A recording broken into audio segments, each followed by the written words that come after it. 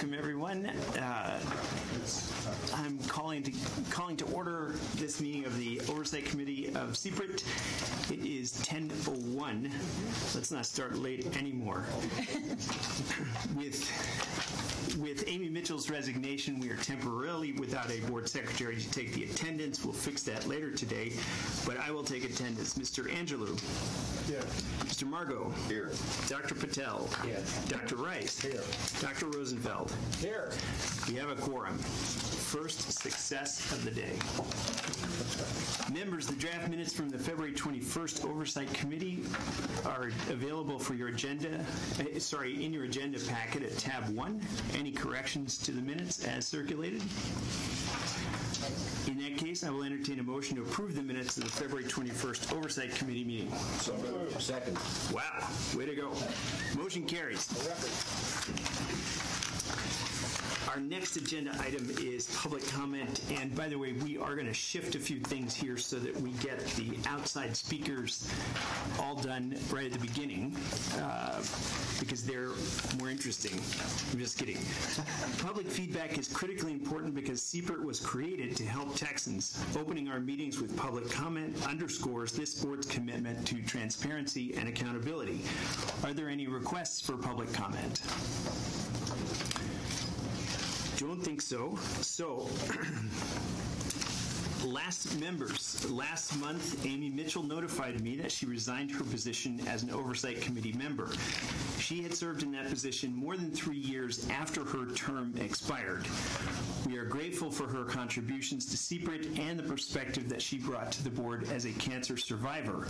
We have prepared a resolution honoring Amy's service, which we have all signed. I would like to read it into the record. The Oversight Committee of the Cancer Prevention and Research Institute of Texas, also known as CPRIT, by unanimous vote of its members, adopts the following resolution. Whereas Amy Mitchell has served as an Oversight Committee member for the Cancer Prevention and Research Institute of Texas since September 26, 2013. Whereas Amy Mitchell assumed the role as Oversight Committee member during a critical period of regaining the confidence of the legislature and the citizens of Texas in order for CPRIT to resume its role in the fight against cancer. Whereas Amy Mitchell was pivotal in restoring that confidence. Whereas Amy Mitchell worked selflessly for and on behalf of CPRIT, giving her time, prestige, and energy without remuneration. Whereas Amy Mitchell earned the respect and admiration of CPRIT staff through her dedication in furthering the mission of CPRIT. Whereas Amy Mitchell likewise earned the respect of her fellow Oversight Committee members through her wise counsel and able leadership of the Board Governance Subcommittee as the Secretary of the Oversight Committee. Whereas CPRIT's mission of promoting prevention, academic research, and product development research advanced under Ms. Mitchell's guidance to the benefit of all Texans. Now, therefore, be it resolved that the Oversight Committee of the Cancer Prevention and Research Institute of Texas hereby recognizes Amy Mitchell for her distinguished service to the citizens of the state of Texas and expresses its gratitude for her many and lasting contributions to CPRIT. Resolved that an official copy of this resolution be prepared for Amy Mitchell as an expression of high regard by the Oversight Committee members and the CPRIT staff, signed this 16th day of May, 2018. There she is. Thank you very much.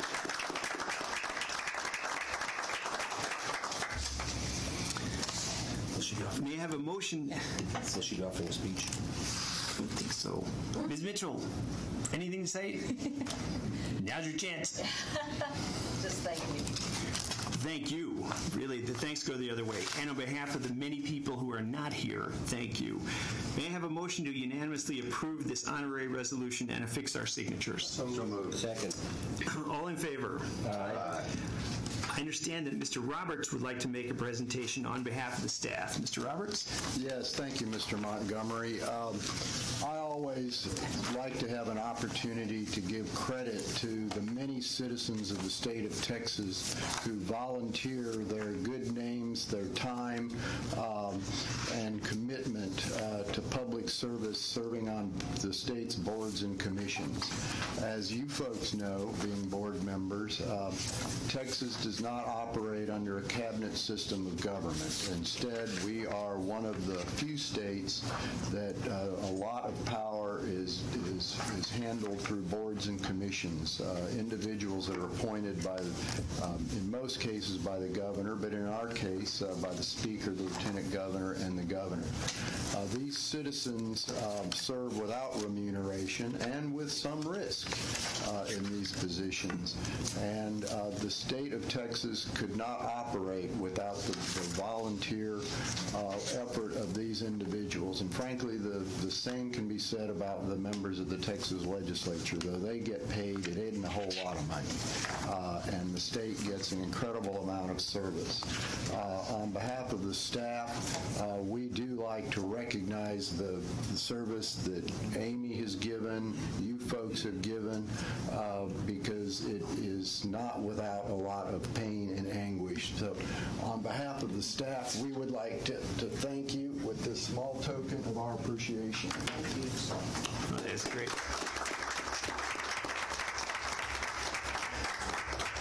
You go right on my desk. What's the token? It's a paperweight, a Star of Texas with a state seal paperweight, engraved with years of service. So the longer you serve, Dr. Rosenfeld, the longer it'll take for you to get yours. Does the star get bigger with that? Does the star get bigger? No, but the engraving gets a little bit more expensive. Here's the incentive. It's my great pleasure. Thank you again, Ms. Mitchell, for your time. Thank you, Mr. Roberts, and to the staff for recognizing Ms. Mitchell's service. I think now it's probably time to increase the pay for the Oversight Committee now that she's off. But At least double it. we have a grantee presentation. It's my pleasure to introduce Dr. James Brugarolas, who will give a short presentation of his CPRIT-funded work. Dr. Brugarolas' background information is behind tab 3 in the agenda packet. Dr. Brugarolas. Do you want to ask Dr. Wilson? Sorry. Oh, I'm sorry. Sorry, Dr. Wilson, would you make the introduction, please? I apologize. Thank you. I was actually looking forward to this introduction. Thank you. The grantee presentation by Dr. Jim Brugarolas is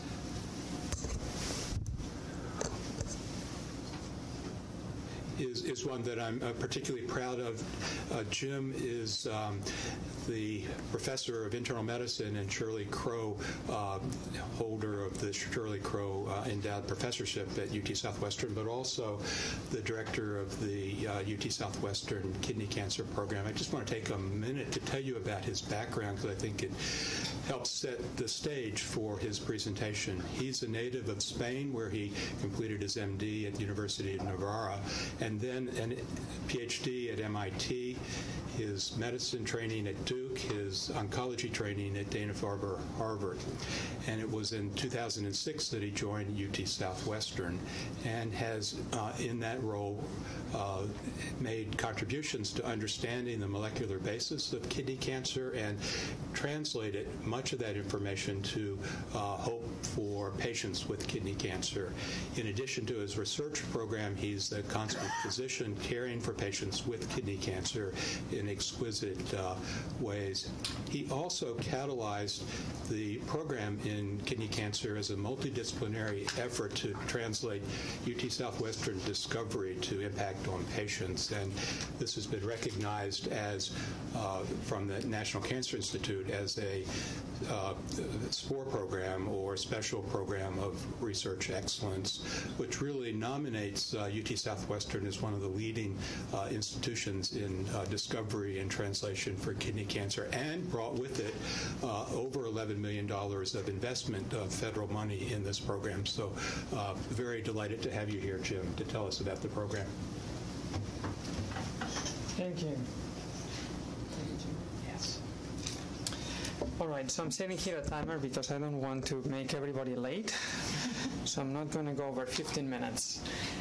Is this okay, where I'm at? All right. So thank you for this opportunity, and thank you for what you guys are doing. I think CPRIT has been uniquely enabling, so I'm very grateful to you all in the Oversight Committee, and I'm very grateful to you as well for what you're doing. All right.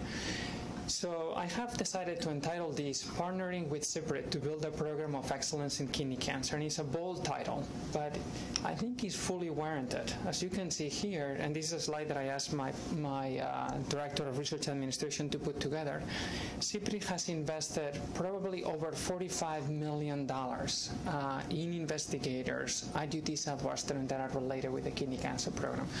And again, you know, the particular figures could be going up and down. I'm not sure they capture everything, but at least $45 million. So this is very substantial. So indeed, it's a partnership. So this is the statement that I took from the website. So the vision is to conquer cancer, and I hope to tell you about our steps in that direction. And this is a quote that I stole from Jim Wilson that he presented recently at UT Southwestern. Texas gave birth to the modern oil industry, invented the handheld calculator, and sent man to the moon. But can the Lone Star State cure cancer? So that's what we are trying to do. I think it's a beautiful quote. So, as you may know, Texas has the 4th highest rate of kidney cancer in the country. In fact, in Texas, kidney cancer is the 5th most common tumor in men and the 7th in women, and at UT Southwestern is the 4th most common cancer type that we see. Now, these, as we all know, these numbers are particular people, and I thought I would share with you a story of a patient of mine who presented, as you can see, in July of 2014. And you can see those areas. I don't know that this allows me to point, but the white areas, the white patches that you can see in the brain, those are areas of swelling due to brain metastasis. And this was Whitney. Whitney was 28 when she was diagnosed with metastatic kidney cancer. This was the 2nd struggle for her with cancer. She had been diagnosed with neuroblastoma stage 4 when she was a child. She had brain radiosurgery and 4 lines of therapy, but she died 11 months after her diagnosis. I'm going to share with you a personal card that she wrote to me. I wanted to thank you for all that you have done for me. The past few months have been scary at times and filled with lots of unknowns, but you have been there every step of the way. Throughout this crazy journey, it has taught me a lot about myself and other people. I am entitled to feel how I want to feel, but I am also stronger than I think. I keep recalling what you said to me in my last appointment, and that was to embrace and make the most out of each and every moment. It is easier said than done, but it is something I should have been doing all along. I want to defy the odds and prove that I won't be a part of a statistical percentage. I have always been and will continue to be different. Something else I have observed along the way is how kind and compassionate people are. I believe we are on this earth to help and love each other, and I have definitively experienced this. It takes a lot. It takes a special type of person to do what you do on a daily basis. I'm grateful for you and hope 2015 brings you and your family peace, love, and joy. So I think this puts it in perspective for us. There are thousands of patients like Whitney who are dying from cancer, and it is our job to try to find a cure. So how are we trying to do this? Well, in the kidney cancer program, we are trying to, first of all, advance the care of patients. And we have a fantastic team, possibly one of the largest programs. And I'm not going to go through this list, but this is the leadership, and many of them have national roles. In the Children's Oncology Group or American Urological Association, a number of different steering committees, and so on. And in red are all the members that joined the team after I arrived at UT Southwestern in 2006. We are proud of our survival outcomes. Survival rates for kidney cancer at UT Southwestern are better than national benchmarks. You can see here, this is for patients with stage 1 tumors confined to the kidney. This is for stage 2, and in blue you have UT Southwestern outcomes compared to national benchmarks in red.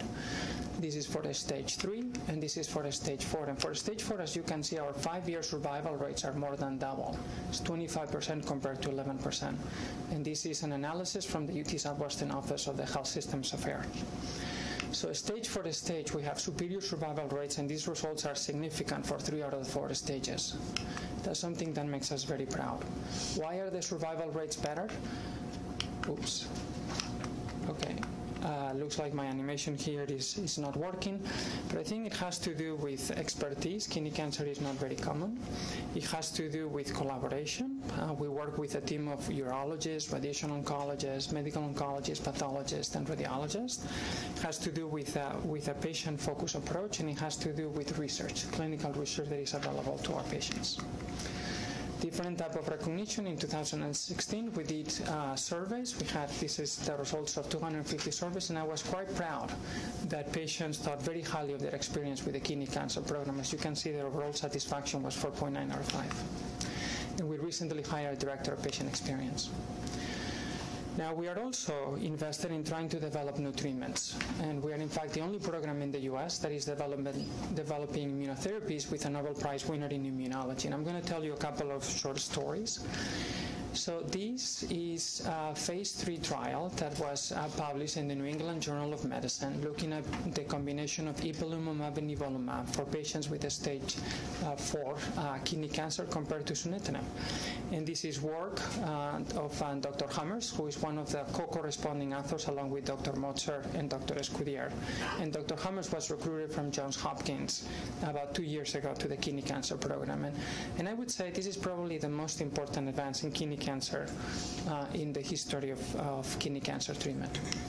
And this has led to the approval by the FDA of this combination for our patients, and this is a combination that we administer now in the front line.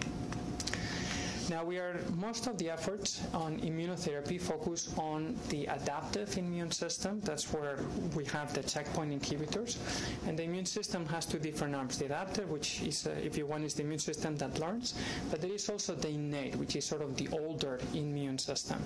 And UT Southwestern is really a pioneer in the innate immune system. We have Bruce Beutler, who got the Nobel Prize for the discovery of toll-like receptors. And we have James Chen, who is a member of the Howard Hughes Medical Institute and the National Academy of Sciences, who's done seminal work on the STING pathway. And we think that by leveraging both arms of the immune system, we may be able to come up with even better treatments than what I showed you in the prior slide with ipilimumab and nivolumab combinations. So that's an ongoing active area of research.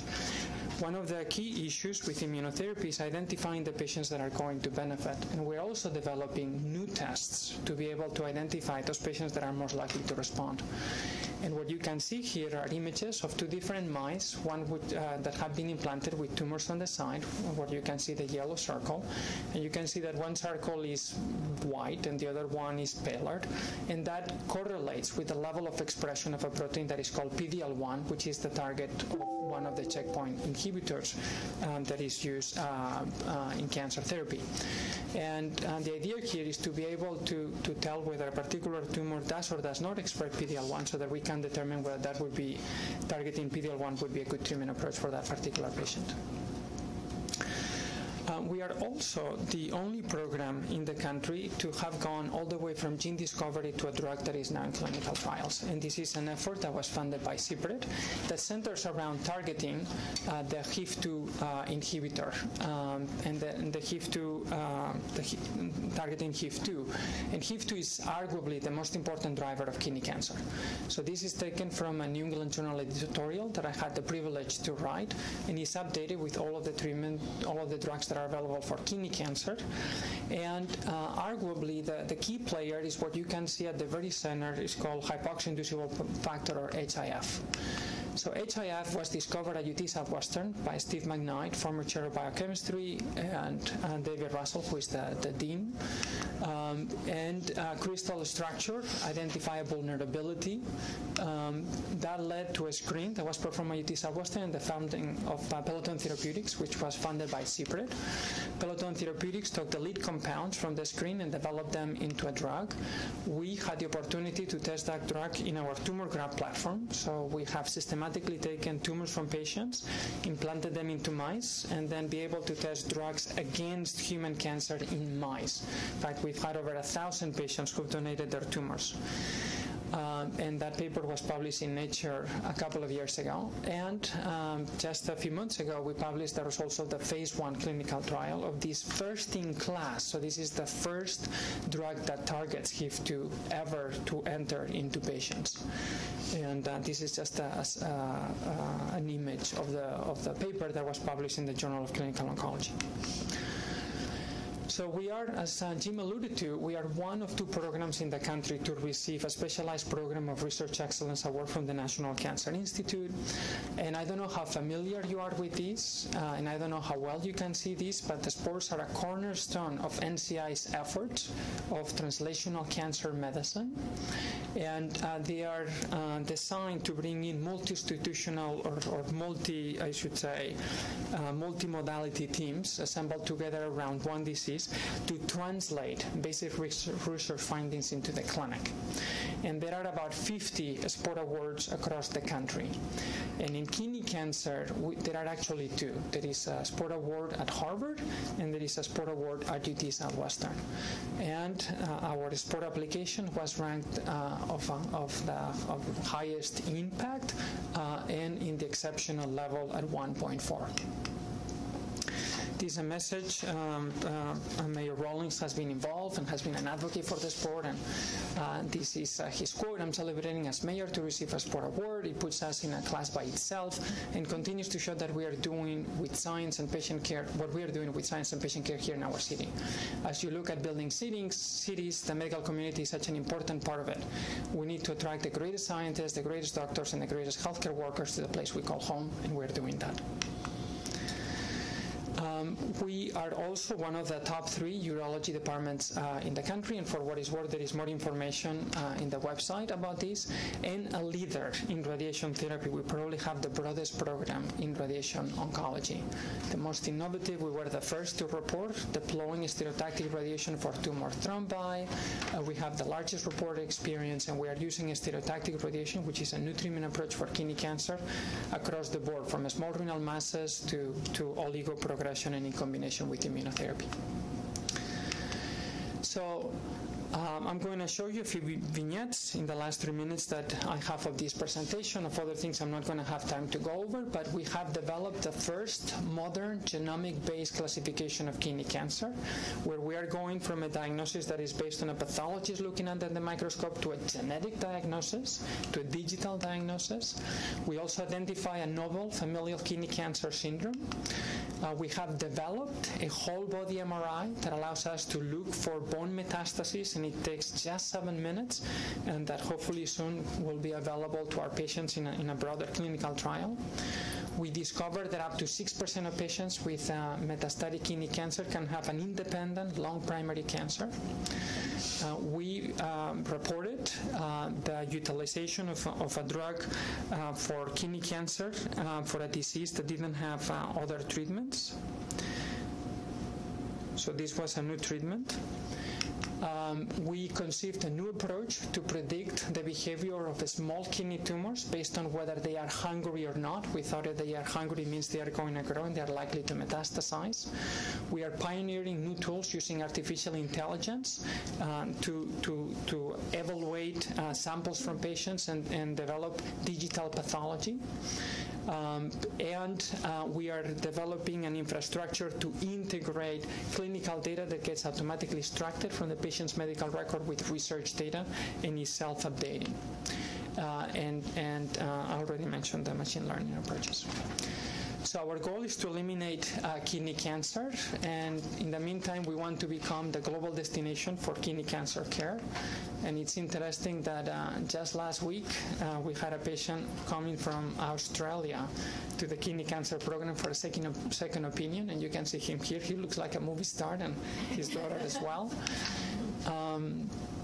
So I'd like to now finish by acknowledging all of my colleagues in the kidney cancer program. I already discussed or presented some of the scientists, and this is the clinical team and then the staff and our patient advocates. And finally, to thank you for all your efforts.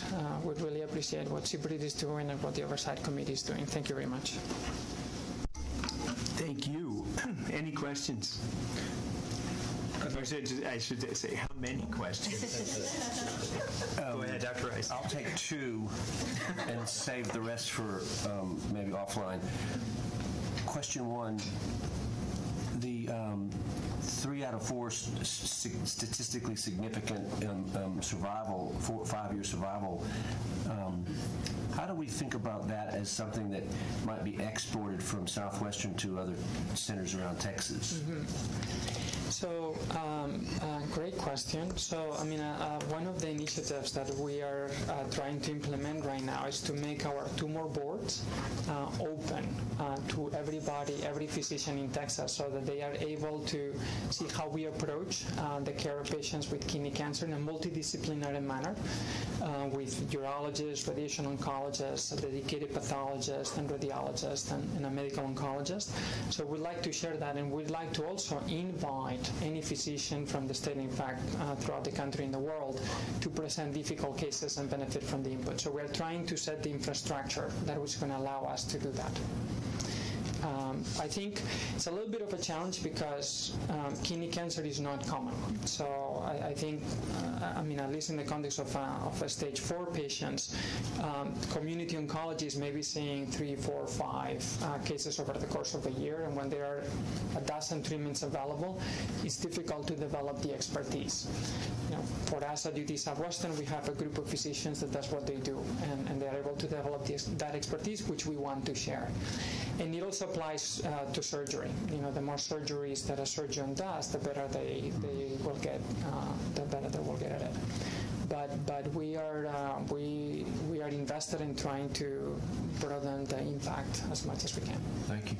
Let me just do the second question briefly, and I'm not sure it's a great question, but I'm trying to figure out, you know, at one point it seems like we talked about, you know, we have organ-based cancer, lung cancer, pancreas, and then sort of the next generation is with genomics, we kind of have cancers that have maybe common genomic elements, and you mentioned that 6% of kidney cancers you find have also primary lung cancers, and I wondered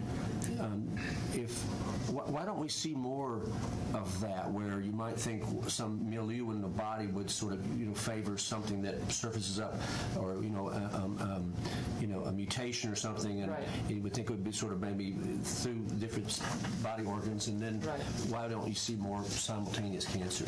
Right. So that's a great question, and I mean there are some well-described familial syndromes, and for reasons we don't understand, the molecular genetics of kidney cancer are different than other tumor types. So the genes that are commonly mutated in kidney cancer, in clear cell renal cell carcinoma, such as the VHL gene or polybromo1 or BAP1, are rarely mutated in other tumor types. Now, the identification of primaries, and in particular the primary lung cancer in a patient that has metastatic kidney cancer, is actually significant because lung cancer tends to be more aggressive than kidney cancer. So, and the lungs is also the most common place where kidney cancer metastasizes to. So unrecognized, that lung cancer could develop and could become metastatic and eventually take the life of a patient. In fact, that happened to one of my patients. So that manuscript raises awareness and tells physicians, look, if you have a patient and they are doing very well on treatment, but there is an area in the lung that is growing, you need to be thinking that that may not be like all the other spots in the lungs. A metastasis, it could be an independent lung primary that needs to be addressed. Thank you. Sure. Any other questions? I just want to make a comment. Steve McKnight is from El Paso. He grew up with my wife, so I want to make sure we get that in there as mayor of El Paso. He's a great guy. Thank you, Dr. Rosenfeld. I imagine most of the results you talked about were clear cell. Yeah. And I was just wondering if you have special programs, special scientists, special programs for the rare. Thank you for that question. So, in fact, during the last session, you guys approved a grant for translocation carcinoma, which is a grant that is going to enable us to investigate these tumors that affect children and adolescents, which are rare tumors. And then you have, besides the clear cell cell cancer, as you mentioned, which is a significantly smaller percentage. You have papillary tumors and chromophore, particularly common. And I will share with you that in collaboration with Genentech, we were the first to report a study which was published in Nature Genetics of the genomics of non-clear cell tumors involving 170 patients of our institutions that define some of the driving events for non-clear cell tumors. So those tumors are more difficult to work with because there are fewer patients and there is less material, but I think also quite important to be doing research on, and that's an active area of research in our program. Thank you. Sure. Any other questions? Doctor, thank you very much for the presentation. It was terrific, as always. Thank you, guys. Appreciate it. Sure. With everyone's permission, I think we'll move to internal audit so we can get the auditors in and out today. 16. So the Chair recognizes Alyssa Martin from Weaver and Tidwell to present a report on internal audit. Good morning. Thank you for moving me up. I do have a brief presentation. It's at page 13-1 in your package. So 13-1 is our summary of progress to date on our internal audit plan.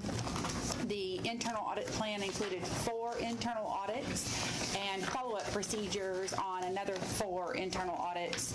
I will not repeat what we've already all the progress we'd already made through the spring. So just going to hit the highlights of additional progress. Audit number 2, communications. That audit was completed. Within your package on 13-3 is the scope and the relevant risks that were covered in the internal audit over communications. Our fieldwork is complete. We're working with management on management responses to the few findings that we had, and report will be at the next Oversight Committee meeting. We also had information technology services, which we approved my request to delay that until fiscal 2019, and so that will be on the fiscal 2019 internal audit plan. Then moving to the next page, we had follow-up procedures on 5 internal audits, for which 4 of those audit procedures have already been completed. In this last period, we completed the follow-up procedures for the pre-award grant management findings, for which there were 3, and the procurement and P-card findings, for which there were 9. We have exited the field. We have met with management. The report on those follow-up procedures and the closure of those is still in progress, and so that'll be at the next Oversight Committee meeting. We also performed some of the follow-up procedures on information security, which I'd reported previously, and we have additional procedures to be performed in June. And so at the next Oversight, you should receive the results of those procedures. That concludes all of our committed work for the internal audit plan for this year. No additional special projects have been requested, and so no additional work is to be completed. On page 13-4, I do have a summary of the progress of closing prior internal audit findings, and I'm happy to report that we have made continued progress. Bottom right-hand corner, the open findings for the pre-award grant management and the procurement P-card, we'll be able to close many of those, and we'll be able to report that back to you at the next Oversight Committee meeting. So that tracking schedule continues to be a sign of progress and closure and commitment to taking seriously the internal audit reports that management receives on your behalf. We take them very seriously. Thank you very much. Any questions from the committee members? Dr. Rosenfeld. I think I know the answer to this, but is there any reason that any of the CPRIT information falls under HIPAA standards? The general answer is no. Within the system for grant management, we don't retain any of that information. It's really retained at the grantee level. So that's the general answer. It is something that we have explored, and it is something that we continue to consider as we look at both grants and IT areas. Thank you very much. No further questions. Appreciate it very much. Thank you. Congratulations. And congratulations to our compliance department as well. Members, with your permission, I want to invite another visitor, Mr. Andrew Strong, who is on the chairs the advisory committee on product development for the annual report of the Product Development Advisory Committee. Thank you. You're not required to stand, by the way. The chairs are there for a purpose. Okay, I'll put the mic down. Yeah, I'm sorry. Actually, you know what, Mr. Strong, I apologize. I believe Mr. Roberts is going to make the formal introduction. Okay. Yeah, and since Kristen has moved the order of this all around, what tab are we under, Kristen? So we are under 14. tab 11, item 14. Tab 11. I just want to make sure I get Andrew's name right.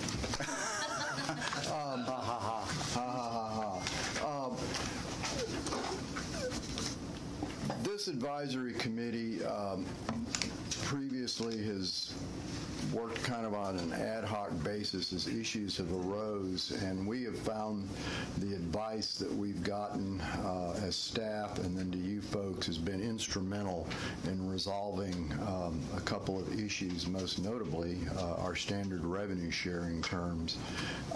By law, these advisory committees, since they are advisory committees to you, should report annually to the Oversight Committee in public meeting, and all of them,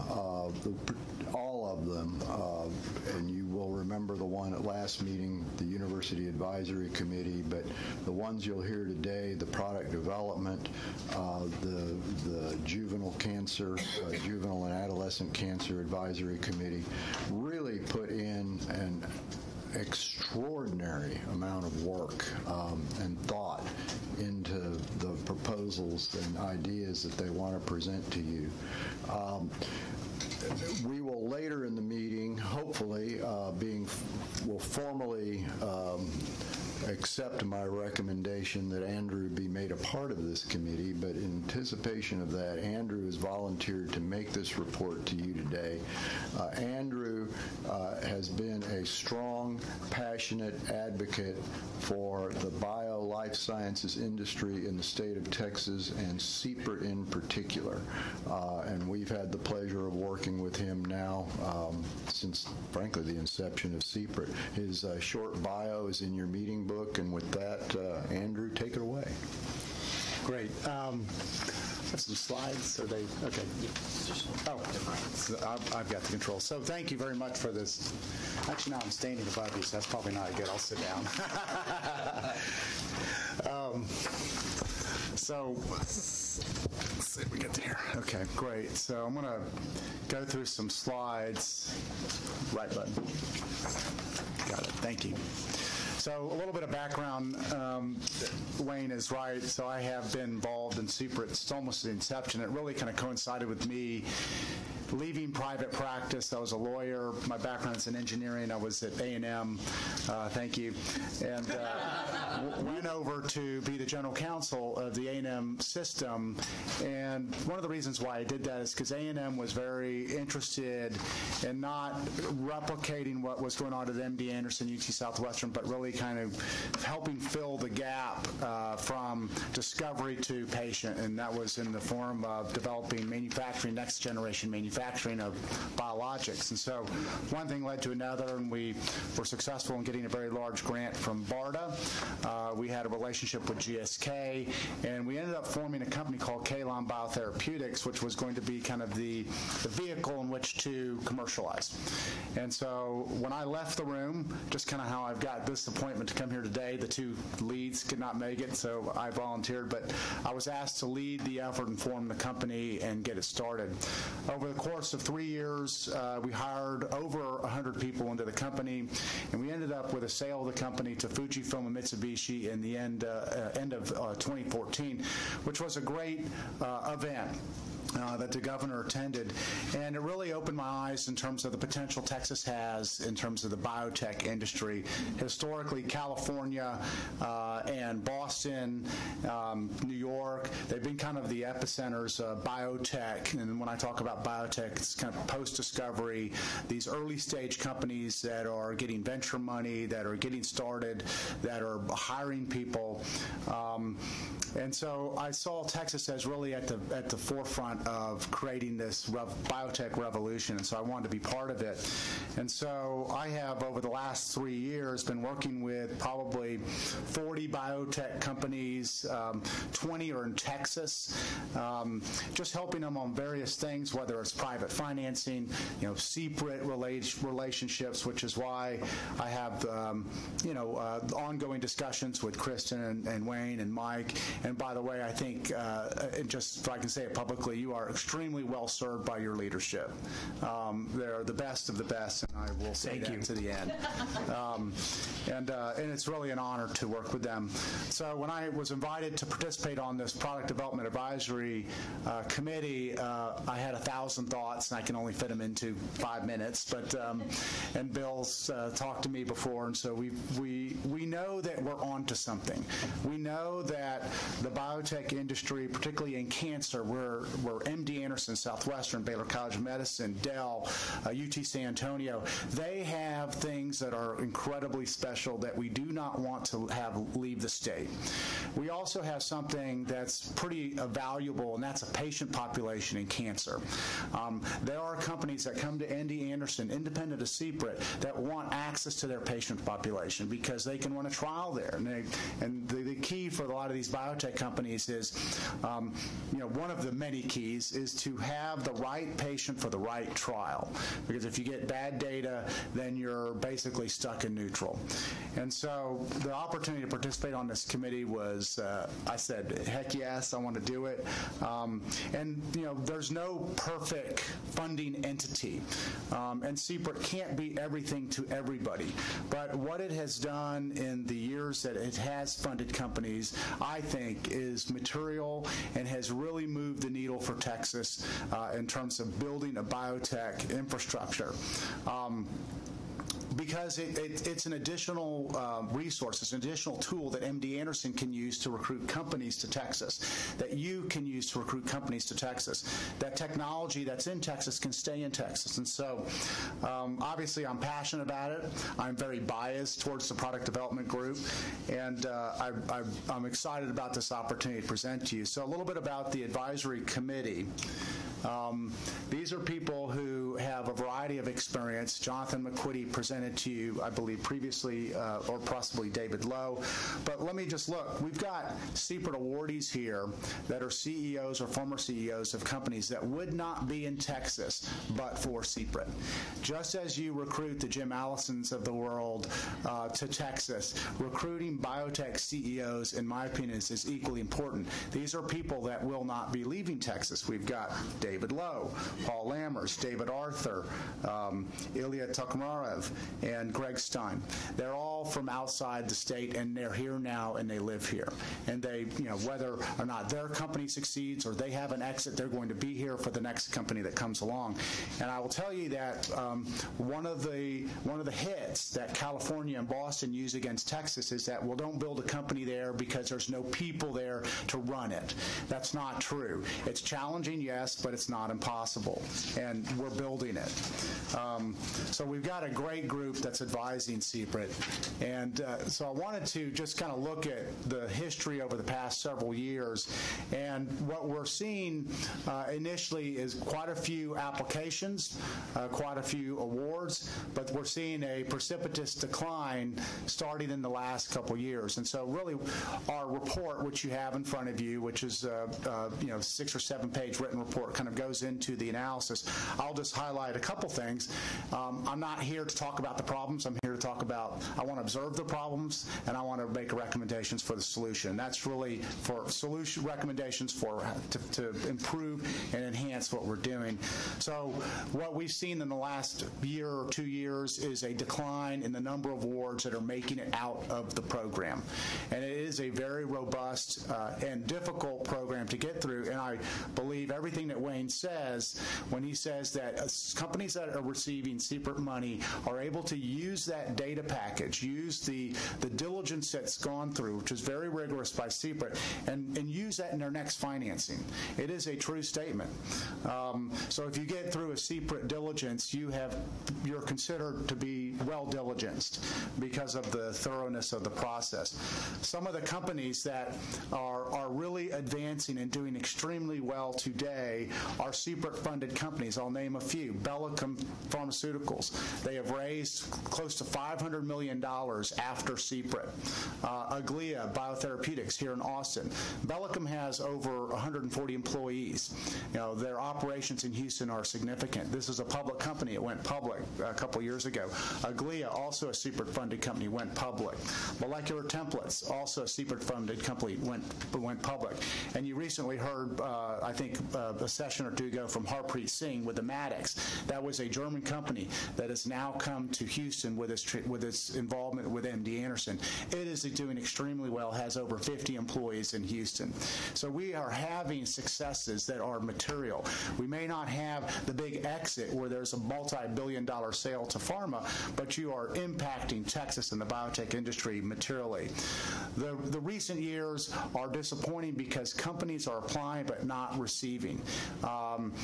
Provided some statistics up there, and we believe that some of the recommendations that we'll make will help unlock that and to enhance the process so that companies that are high-value companies that are in diligence actually make it through and get the award. So on the first two recommendations, some might say, well, we're getting lots of applications, but are they high-value applications?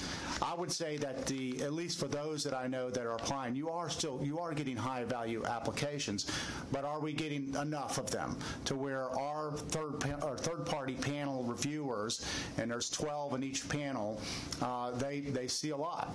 So one of the things that we recommend and the committee recommends is that Mike and Wayne and Kristen, which have been doing this, get out there, go to the key conferences. We are in competition now. California has formed the Center for Regenerative Medicine, California Institute for Regenerative Medicine, CIRM, what's called.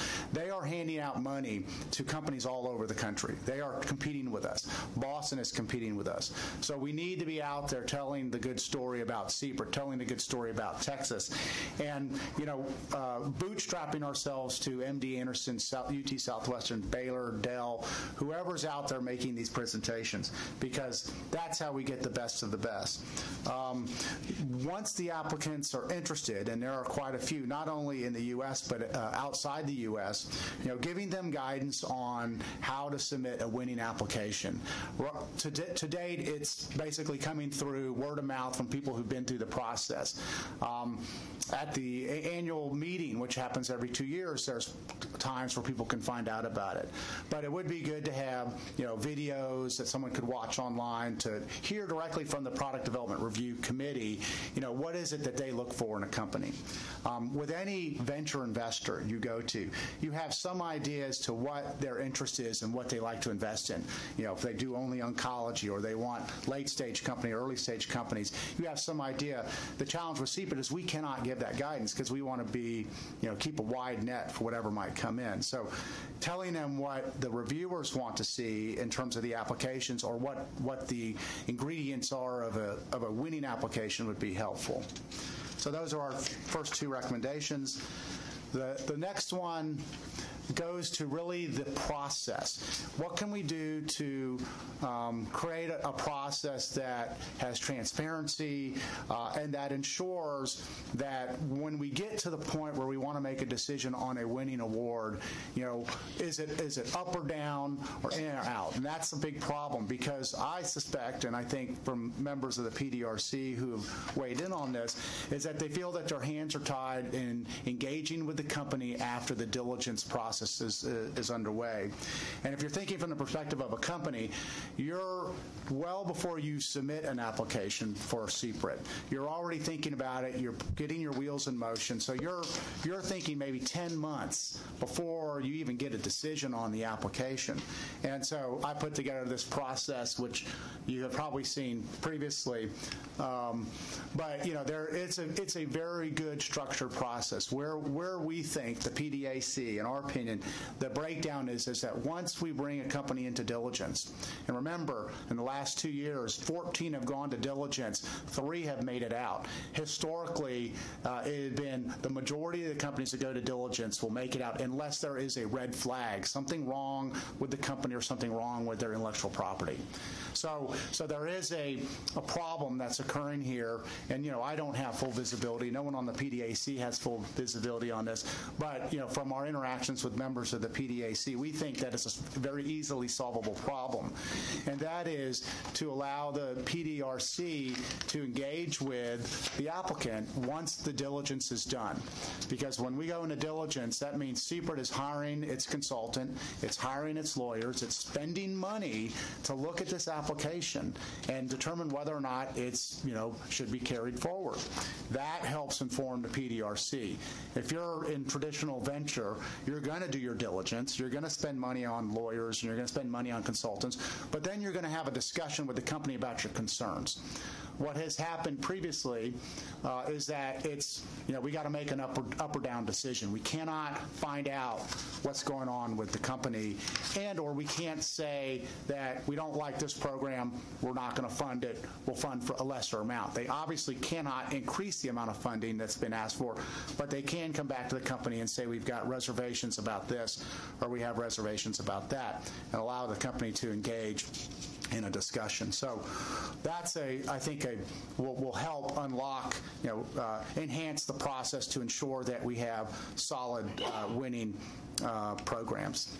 And then the last one, I'm sure this is no surprise, but we think that in the realm of translational research, which is really what we're talking about, where the investigator or the PI says, Eureka, I think I found the cure to cancer, and many times it's not ready for commercialization. There's this translational research where the preclinical work has to be done, the clinical work has to be done. This is really where Texas has more room to grow. And so, we would obviously strongly advise that not just 3 to 4 companies, which we hope CPRIT will get back to a year, but more. In the time that we have left, we still have a genuine material opportunity to impact the Texas biotechnology industry, and we would, strongly encourage that the Oversight Committee consider that. And with that, I want to say thank you. Any questions? Thank you, Mr. Strong. Questions from the members? Dr. Rosenfeld. Good morning, Andrew. Thanks for being here. Okay. Really appreciate it. You've taken the words out of my mouth. Fantastic presentation. Just a couple quick points. And Wayne, correct me if I'm wrong. I think as far as distribution of income between research and product development, I think the needle's been stuck on about 80-20 for a while. It's actually sliding, unfortunately. By sliding, you mean 85-15 direction? Yeah, moving in that direction. And I think, Andrew, we would agree that's not the way we want the needle to slide. And so any ways that you could help the Oversight Committee bring that needle back to 75-25, 60-40, or my preferred number, 50-50, would be fantastic. My other point is your number one, which is, I think, critically important.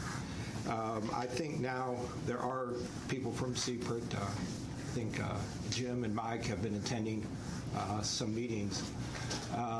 But I really think we need to be more active at ASH and ASCO and AACR, and even to the extent of having a booth or something where we can hang out the banner that says, hey guys, we're CPRIT. We can help you with your company. Move to Texas. Texas is great anyway. It'd be greater with you. So things that could move us down those paths would be fantastic. I look forward to talking to you more about it. We need to talk quickly as CPRIT's time is winding down. So once again, thank you for being here. Thank you very much. And to kind of follow on your last point, the Bio International Convention's coming up in Boston in June, and Mike will be there. And I've already set up. You'll be there too? Yep. Awesome. I've already set up 2 meetings with some, big, really companies that are very interested in coming to Texas. So, so kind of being the shepherd of some sort, but definitely appreciate that. And I agree with your comments too, obviously. Thank you, Dr. Rosenfeld. Dr. Rice. I just had a quick 2 questions. I'm interested in the due diligence process. I guess I'm not close enough to the product development review process, and so did I understand that basically when we outsource the due diligence process, which is an IP due diligence, and I guess what are the 2 types of due diligence we outsource? IP and something else. What am I missing? Do kind of a regulatory. Regulatory, yeah. And so, but once we do that, we don't have much conversation with the company. Virtually none. Yeah, I see. Yeah, I mean, it just, and I'm not sure if that's just a perception of the PDRC's views of what they can and can't do. But at least from my experience where I've been involved working with companies, there's been, if there's any communication, it's can you reduce your budget? It's not an interaction. I got it. Yeah. Is there any regulatory reason why we wouldn't be able to do that, or how do we view that? Maybe this is a subcommittee topic to be taken another day. The short answer is we would have to come up with a process. Obviously you don't want to have reviewers be talking with applicants offline. It's much harder to manage conflict of interest issues. And our reviewers have to sign the same thing that the Oversight Committee members do, where they certify that they have not spoken with the applicant. But there are ways that we can work that into the process so that it complies with all of our conflict of interest rules while still allowing interaction. So that really great feedback might be something to take to the product development subcommittee. Bill, to address that, I mean, I've served on NIH review committees, cancer review committees, VC committees, and I like the idea because it's not something that people are doing, because our goal is to facilitate the best companies to move to Texas, not to follow a specific process. The issue, as I see it, is that some companies may perceive they're getting a better review or a special review or more of a review than other companies. A company that wasn't spoken to will say, hey, if you guys had spoken to me like this, I could have done it. Mm-hmm. So we got to make sure that there's a level playing field, but I certainly agree with where you're heading. And I will add, just based on our experience, and one thing that I will say, Mike Lane is out on an important family reason, and he knew that he was going to be out, but wanted us to move forward with this today so that if there are going to be changes, we can be implementing them rather than wait for August. Yeah. And so after the PDAC meeting, we did have the in-person presentations for the round that's going through.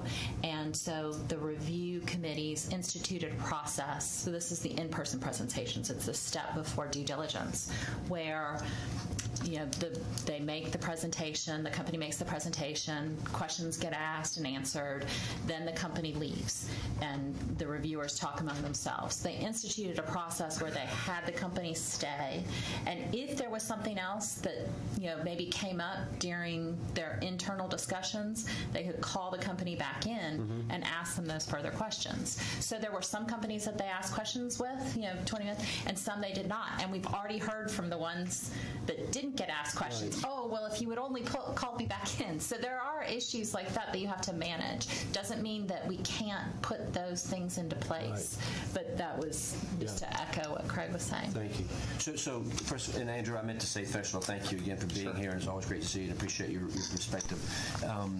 So more work to be done there. The other question I wanted to raise was kind of,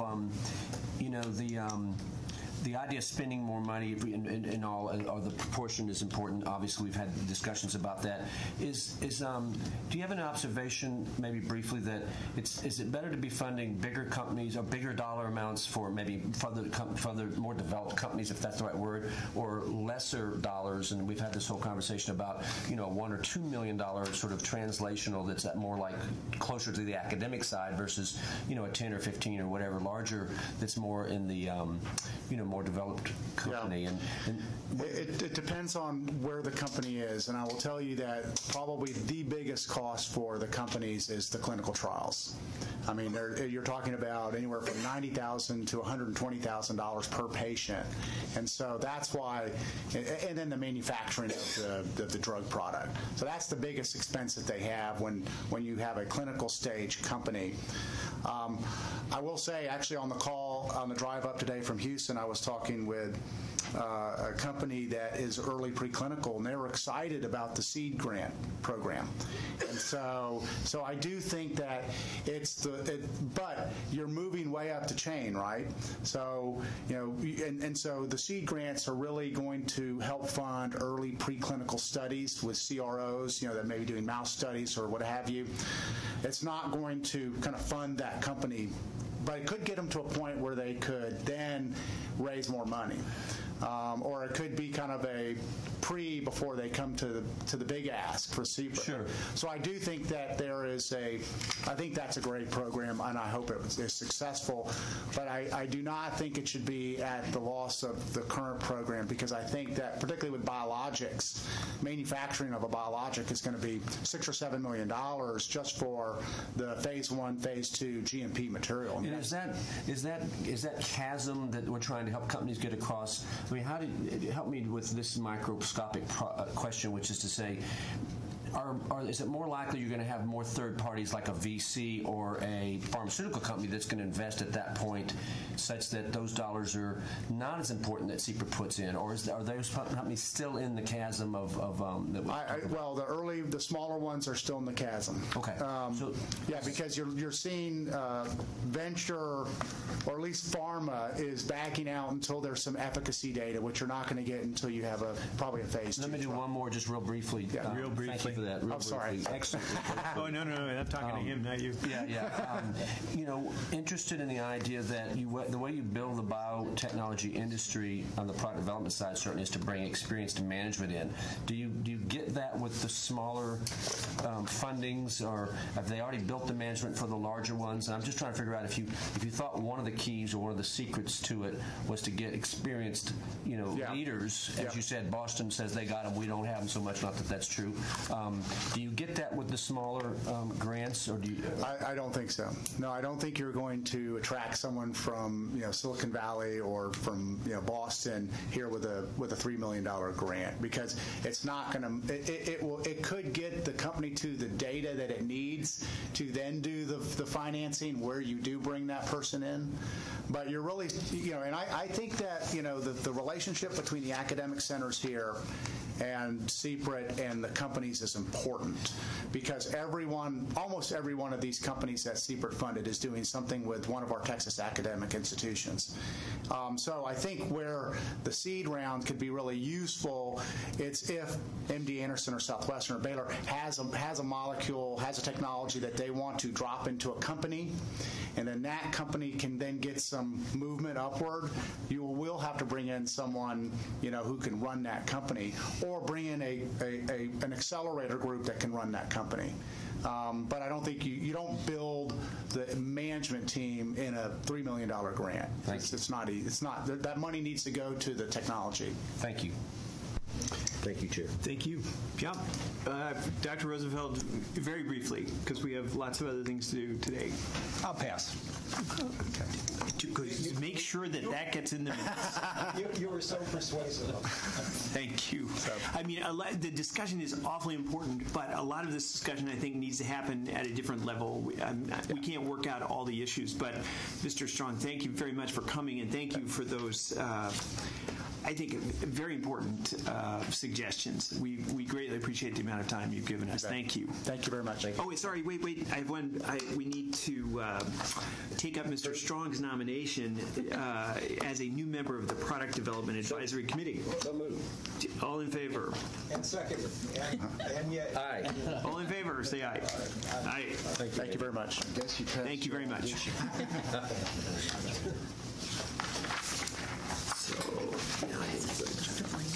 Yeah. So, members, we're going to take up the last of our outside visitors who have graciously agreed to come. We have Susan Blaney to present the Advisory Committee on Childhood Cancer annual report, and that report is at tab 10. Dr. Wilson, I believe, will introduce Ms. Blaney. Well, thank you. I'm delighted. Dr. Blaney, pardon me.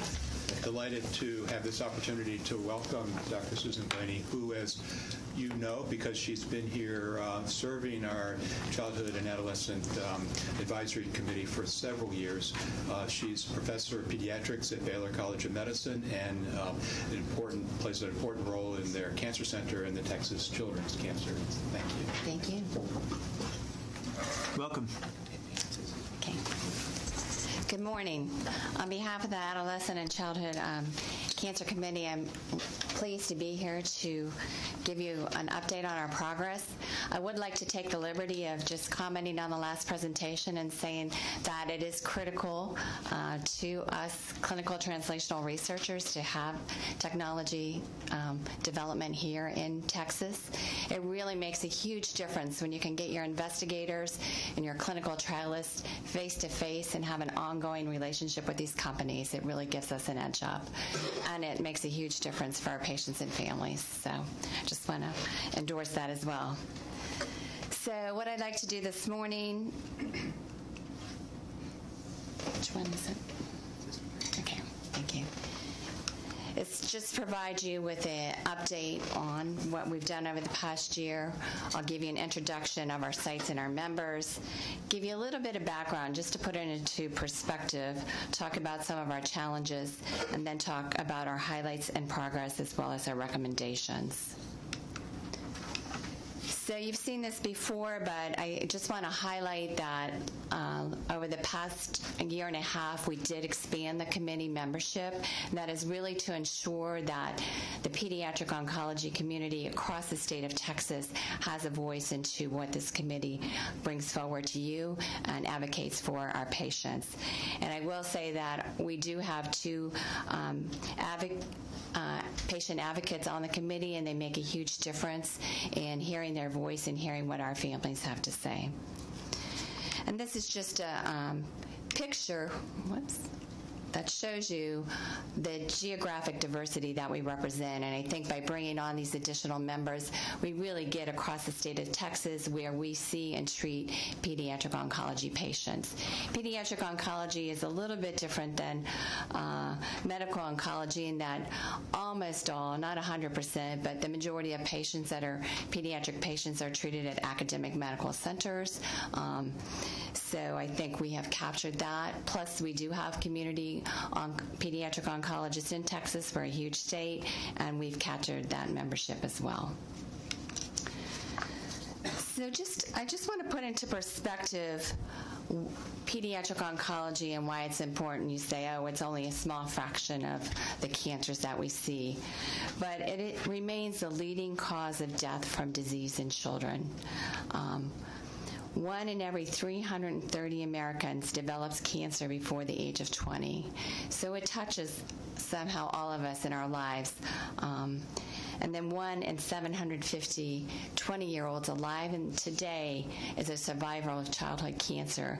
And that really speaks to the importance of developing new therapies that are less toxic, and I'll highlight that. Now, over the course of my time in the field, we've seen tremendous progress, and that's highlighted on this slide. In 1960, all of these cancers were virtually uncurable, and through collaborative research, which really defines pediatric oncology, we've made a huge difference in outcome. So it now exceeds 80% overall for our childhood cancer community, and in diseases like childhood acute lymphoblastic leukemia exceeds 95%. That comes with a price, as I'll tell you. However, despite that tremendous progress, we still have lots of opportunities to make further progress. There are diseases where our progress has been more modest, like acute myeloid leukemias. The survival now approaches 60%, which is great, but it's not 100%. And there's diseases like high-risk neuroblastoma or brain tumors like brainstem glioma, where the overall survival for children is less than 2 years for brainstem gliomas. So we still have tremendous opportunities for progress. And that's not to mention the side effects. The majority of children will experience at least one, if not dozens, of life-threatening side effects through the course of their treatment. And those affect every organ system in the body. Sometimes those side effects are immediate. Sometimes they occur 2, 5, 10, 20 years later. So we monitor and follow survivors of childhood cancer for life. But that has tremendous impact on their ability to get future jobs or their health outcomes as adults. And so that is why research, even if we cure children, remains to be critical for this patient population. Additionally, what we used to thought when I started, we only had a couple of diseases that we treated, and we really classified them by organ system. Today we know through genomics and molecular oncology that every disease is a subset of diseases. So if you take brain tumors, it's not 4 diseases that we treat, it's a dozen diseases that we treat. And that's true across the board.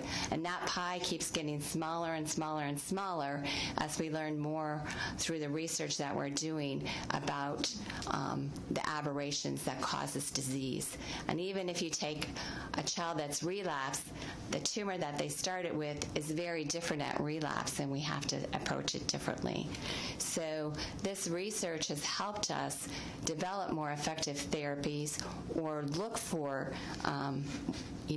identify targets to help us develop those therapies. So just to summarize this, we have a lot of practical challenges in the field of pediatric oncology, as well as scientific challenges. First of all, we need to improve the cure rates. Until we can cure 100% of children, it's not good enough. We have to diminish both acute and long-term side effects. Late effects can be devastating. We have to learn how to take all the targeted therapies that we're developing and integrate them into our current therapies so that we don't compromise cure, but that we have less morbidity. And ultimately, hopefully, we can replace them with therapies that are less toxic. Drug access remains a critical problem for practicing pediatric oncologists. As we're trying to bring new therapies to the clinic, it's a very difficult challenge, and that's one of the reasons that having Biotech in Houston helps us, because even if we cured all the patients in the world with cancer, Biotech isn't interested. It's an orphan disease.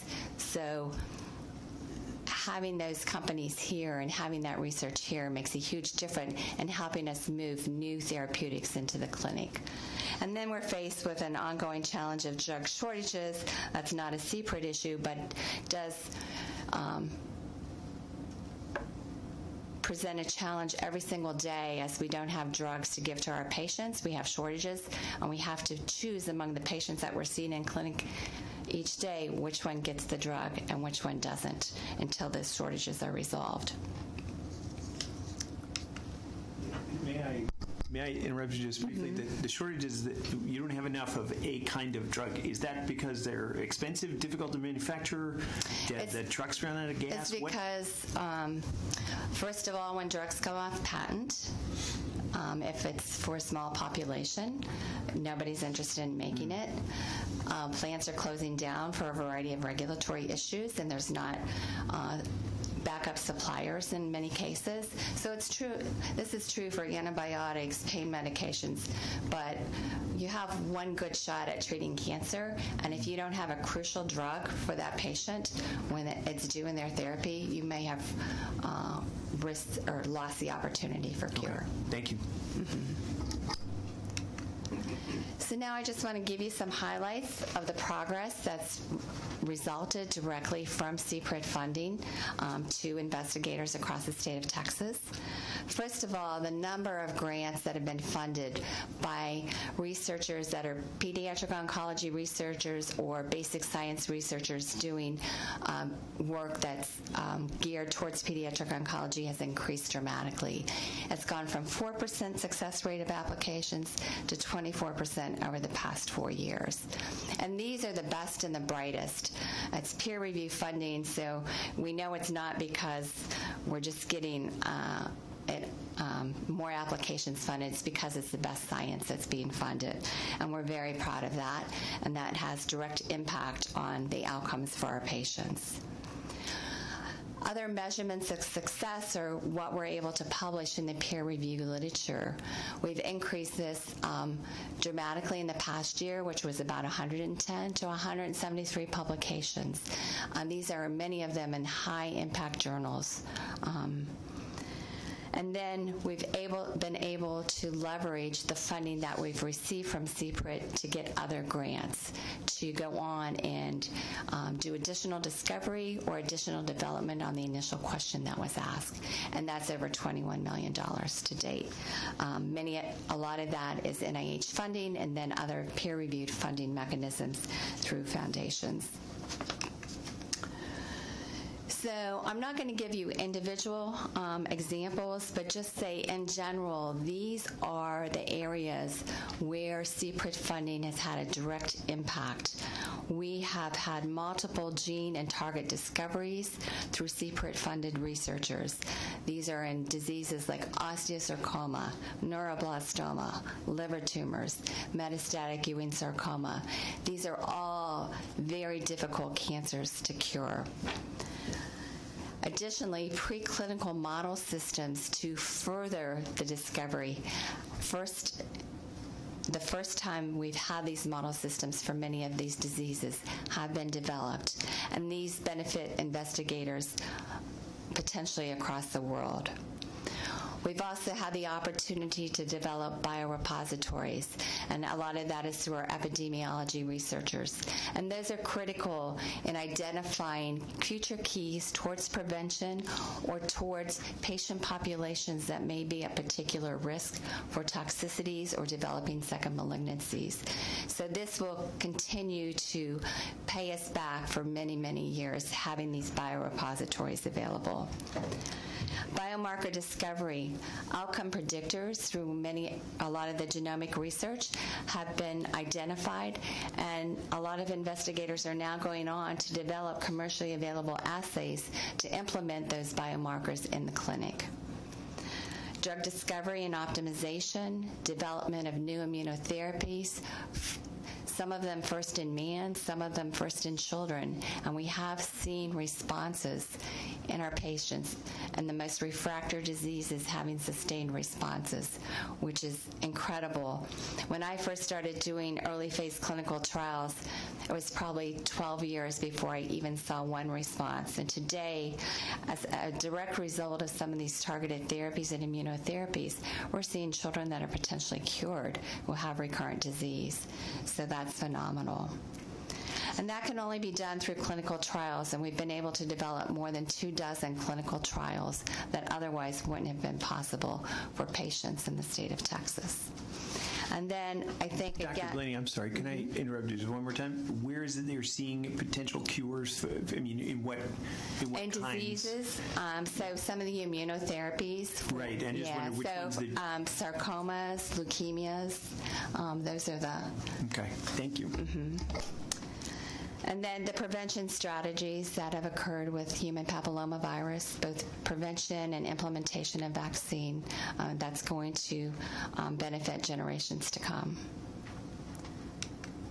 So other highlights are training grants, training the next generation of pediatric oncologists, and then recruitment grants, bringing those best and the brightest and developing collaborations with these investigators, not just at the institution where they are, but across the state of Texas. I'll just highlight Dr. Fregley, who's a mechanical engineer who joined Rice from Emory. He's using personalized computer models to predict outcomes for bone cancer patients and potentially modifying their therapy in terms of radiation and other outcomes in terms of the surgical approaches that they have. And then first-time tenure-track recruits are absolutely phenomenal. Dr. Stephen Mack, who joined us from the Cleveland Clinic, focusing on integrated approaches to genomics and epigenomics. Dr. Zhang at UT Health San Antonio, again, doing similar work. There's not enough of these people at each of our institutions to help us process the metadata that comes out of these genomics. So each person that we bring in that area is essential. And then Dr. Uribe at Rice University, who's looking at neural crest and the peripheral nervous system using novel models, and many pediatric tumors involve neural crest tissues, and so her work is going to be critical to helping us identify potential new therapies or potentially preventions. So now I'm just going to talk about some of the recommendations. We're truly grateful for all of the support that we've had from CPRIT since the start. And our recommendations are to continue along the same track. I mean, we've benefited dramatically from the investigator-initiated research awards. If there's ever an opportunity to have mirrors again, I think that would be phenomenal. It brings together the whole state of Texas working towards a common goal, and that's how pediatric oncology has really made its progress. The core facility grants, again, having the biorepositories and other specialized genomic resources benefit us across the state. And then the recruitment awards. Already we've had benefit from those, and we will continue to have benefit from years to come. In terms of other mechanisms, the prevention portfolio has been very successful, and obviously we'd like that to continue. We are now having cancer prevention clinics and many of our centers as we learn more about the genomic landscape of cancer and identify populations who are at potential future risk. So prevention will also help us develop screening and potential tools for those patients that are at increased risk. I commented on product development. You've heard a lot about that this morning, and we can only echo the support for that. And then, obviously, pediatric oncology is unique, and understanding that sometimes study sections don't understand that because of our small patient populations, it takes potentially more time to identify because we need more samples or more patients. So having reviewers that understand the landscape of pediatric oncology on our review panels, we think is essential.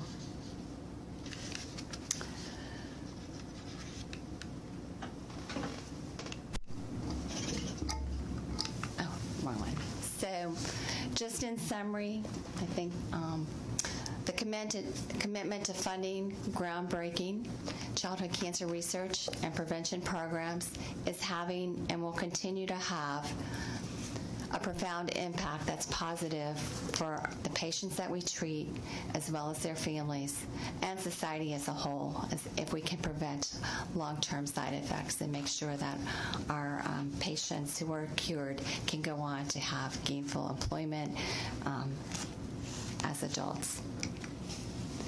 We want to thank you on behalf of our committee, as well as our colleagues, our patients, and their families for the support that you've given us. With that, do you have any comments or questions? Dr. Blaney, thank you very much. Before I throw open the gates, I particularly want to thank you for the section of your report, the committee's report, that says impact of awards to date. That is tremendously helpful to us, because oftentimes we don't see things as they carry through after the grant. So thank you very much for that. Now, members, are there any questions? Dr. Patel. I want to give out a little bit of, I think the operative word is shout-out, was one of yours, to Dr. Blaney. Dr. Blaney, I've worked with her, and I consider her my mentor in one way at NIH. She was very kind to introduce me to the laboratory. Not only that, but she's an empathetic and a compassionate physician. Many times from San Antonio, I'd call her up in acute distress and talk to her, and she would help me out and has, more importantly, helped patients. So just like Dee was talking about the Dr. Knight, I'd like to say in person to Dr. Blaney, you're doing an incredible service to not just Texas, but children across the United States and the world. I appreciate who you are, and thank you so much. Thanks, Leandro. Appreciate it. Who wants to follow that? Dr. Rice. I'll just briefly ask a question. Something you said earlier in your presentation about biotech being nearby the researchers and how that impacts or facilitates things. Can you just tell me a couple sentences more about that? How does that work and why? Well, I think anytime you have a personal relationship with the people and they can hear on a regular basis, and actually you can bring them, experimental results and show them to them, not just on a once a year basis or every 6 month basis, but really develop a relationship, then they get why this is so important, and they become part of what you're doing. They can come visit the clinics and see the patients that we're trying to impact. They see the laboratories where we work.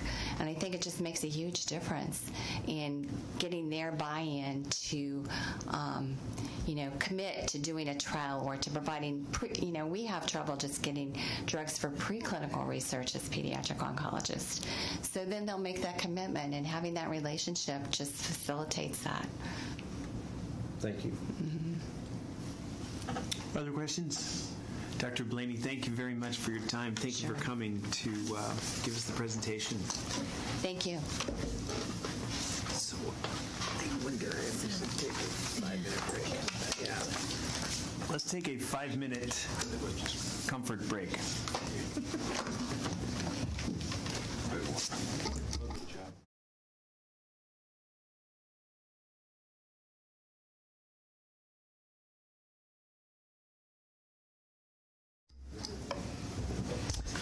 Now that everyone's comforted, I think we'll start back up with the Chief Executive Officer report. Members, this is item 7, tab 4 in your books. Mr. Roberts. Thank you, Mr. Montgomery. First of all, I'd like to report that of the 35 authorized FTE positions, we currently have 33 filled, and we are closing in on filling the remaining 2 positions. One is a grant compliance position, the other is an administrative assistant. So hopefully in the next 10 days to 2 weeks, we'll fill those. The next item is the recurring reference on the following page, 4-3, on grant award funds available. 2/3 of the way down the page, yellow highlight, thanks to Heidi's careful use of colors. Going into today's meeting, we have right at $201 million available for awards. If you approve the recommendations presented to you today, we will have remaining $170 million plus, and you can see the allocation between the programs. I hope, let me say, I expect to be able to use the entire product development amount this year.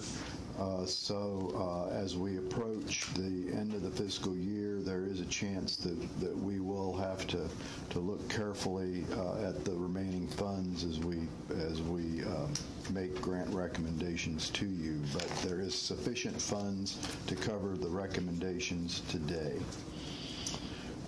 The next item, I've got a couple of reports to make. On May 1st, Mr. Montgomery did the Luncheon Keynote presentation at the Texas Healthcare and Bioscience Institute meeting here. THBI is the lead industry organization for the bio-life sciences in the state. Mr. Montgomery's report was approximately 30 minutes long and contained numerous metrics documenting the significant progress that CPRIT is making to this point in time, as well as expectations or concerns about the future if CPRIT is not continued in some form or function. That report that Mr. Montgomery made will form the basis of some upcoming presentations that we expect to be invited to and that we already know we have been invited to. I think that we will share with you the slides and the text comments from that, but I received a lot of laudatory comments concerning the presentations, and it did lead, as I said, to some immediate invitations. So as much as Mr. Montgomery likes to shun the limelight, he is to be given high kudos for his report. I'm a little concerned about the length of that report.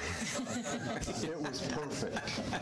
It was perfect. Well, listen, as long as you're saying my name all over the place, it was written by the staff who did an excellent job compiling it on relatively short notice. So it certainly wasn't all me.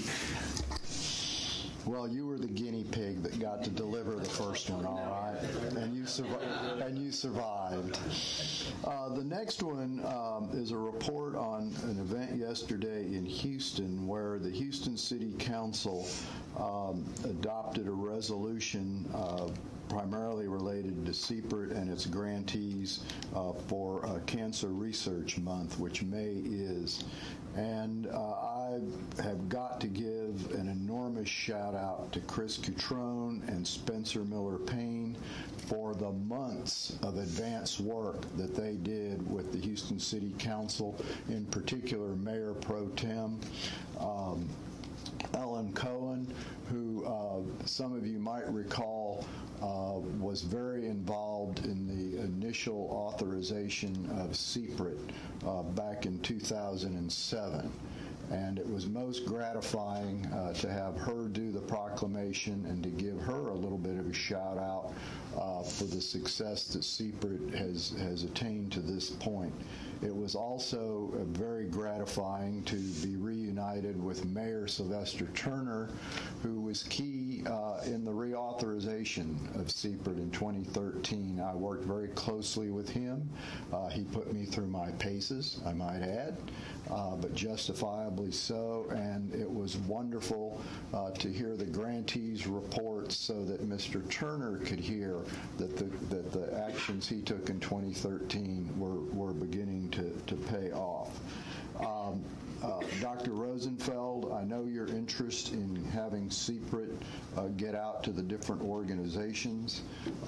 We are making concerted efforts to do that. Dr. Wilson attends these on a regular basis as part of the condition of his employment at CPRIT, I might add.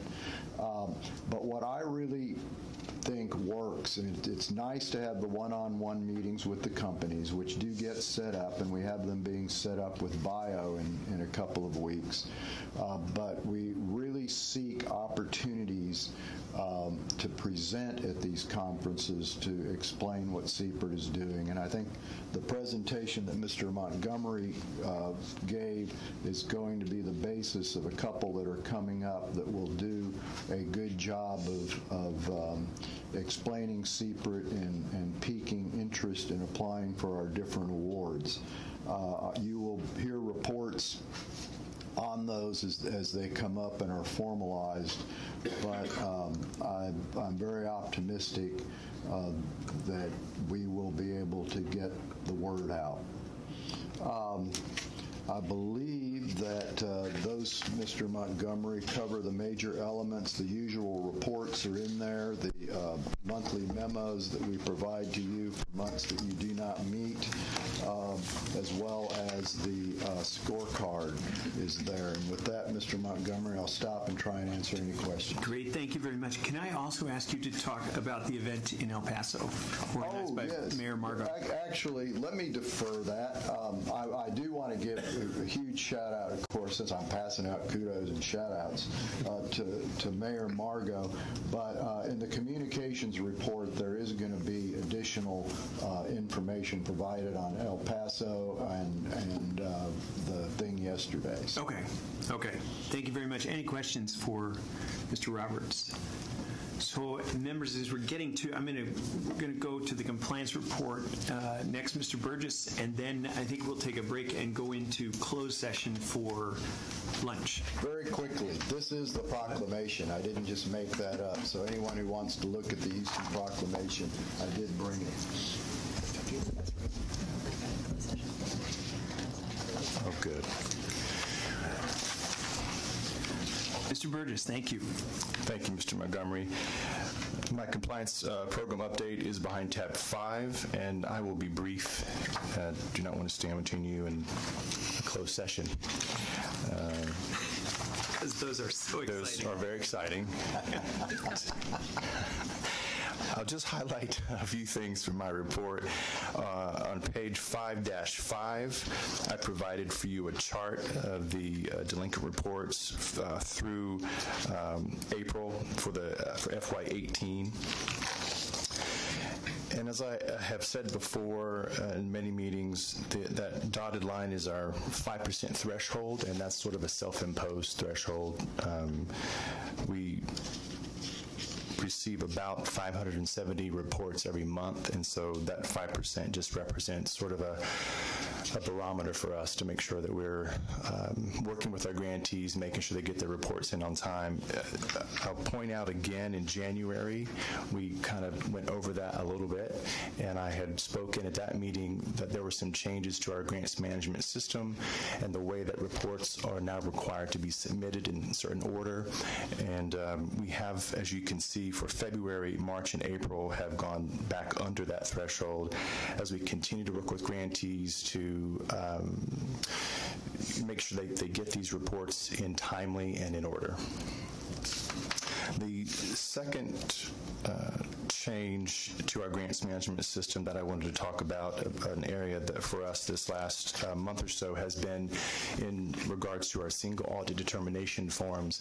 So we require grantees to submit this form for every active grant, and it's a certification that lets us know if they've spent or expended $750,000 or more in state awards.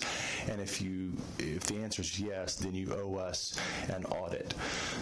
Well, due to limitations to our grants management system, we were requiring that form for every single grant. So if you had 100 grants with us, you had to fill the form out 100 times.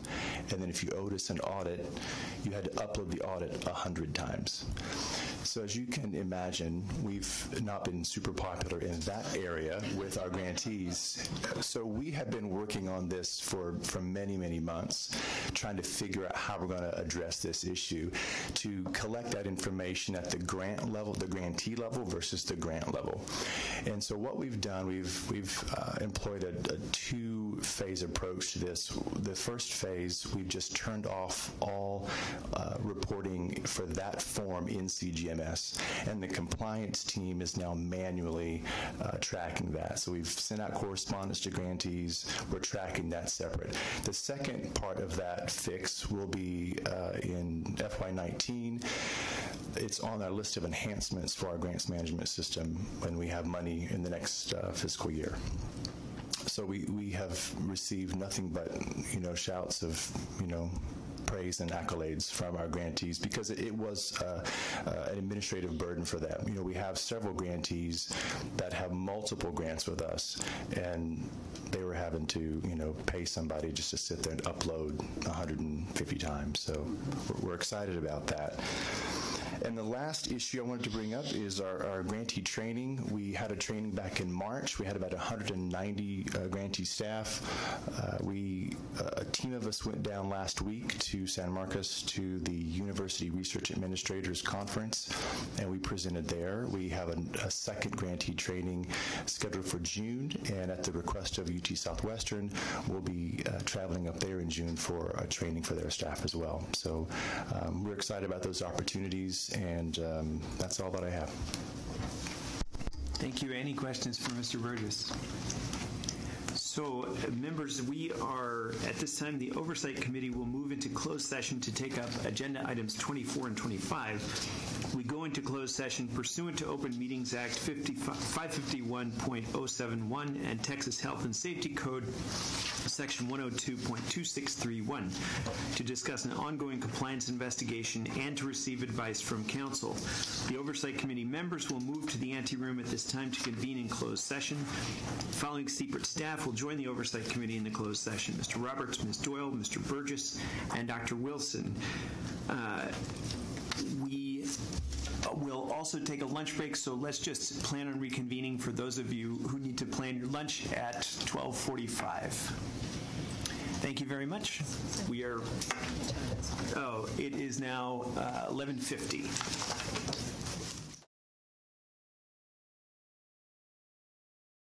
We are reconvening the meeting of the May 16th meeting of the CPRIT Oversight Committee at 12:47 p.m. And I think, first of all, let's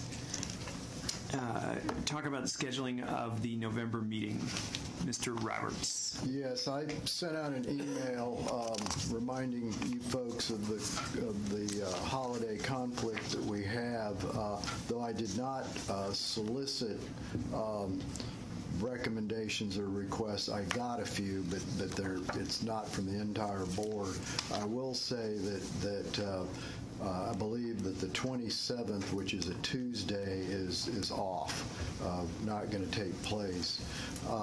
And that leaves the Wednesday, the 28th, and Thursday, the 29th. I think Mr. Montgomery had problems with the 29th. My recommendation would be to have it on Wednesday, the 28th, but we've not heard from all of the OC members. So we want to tentatively... Sorry, I apologize.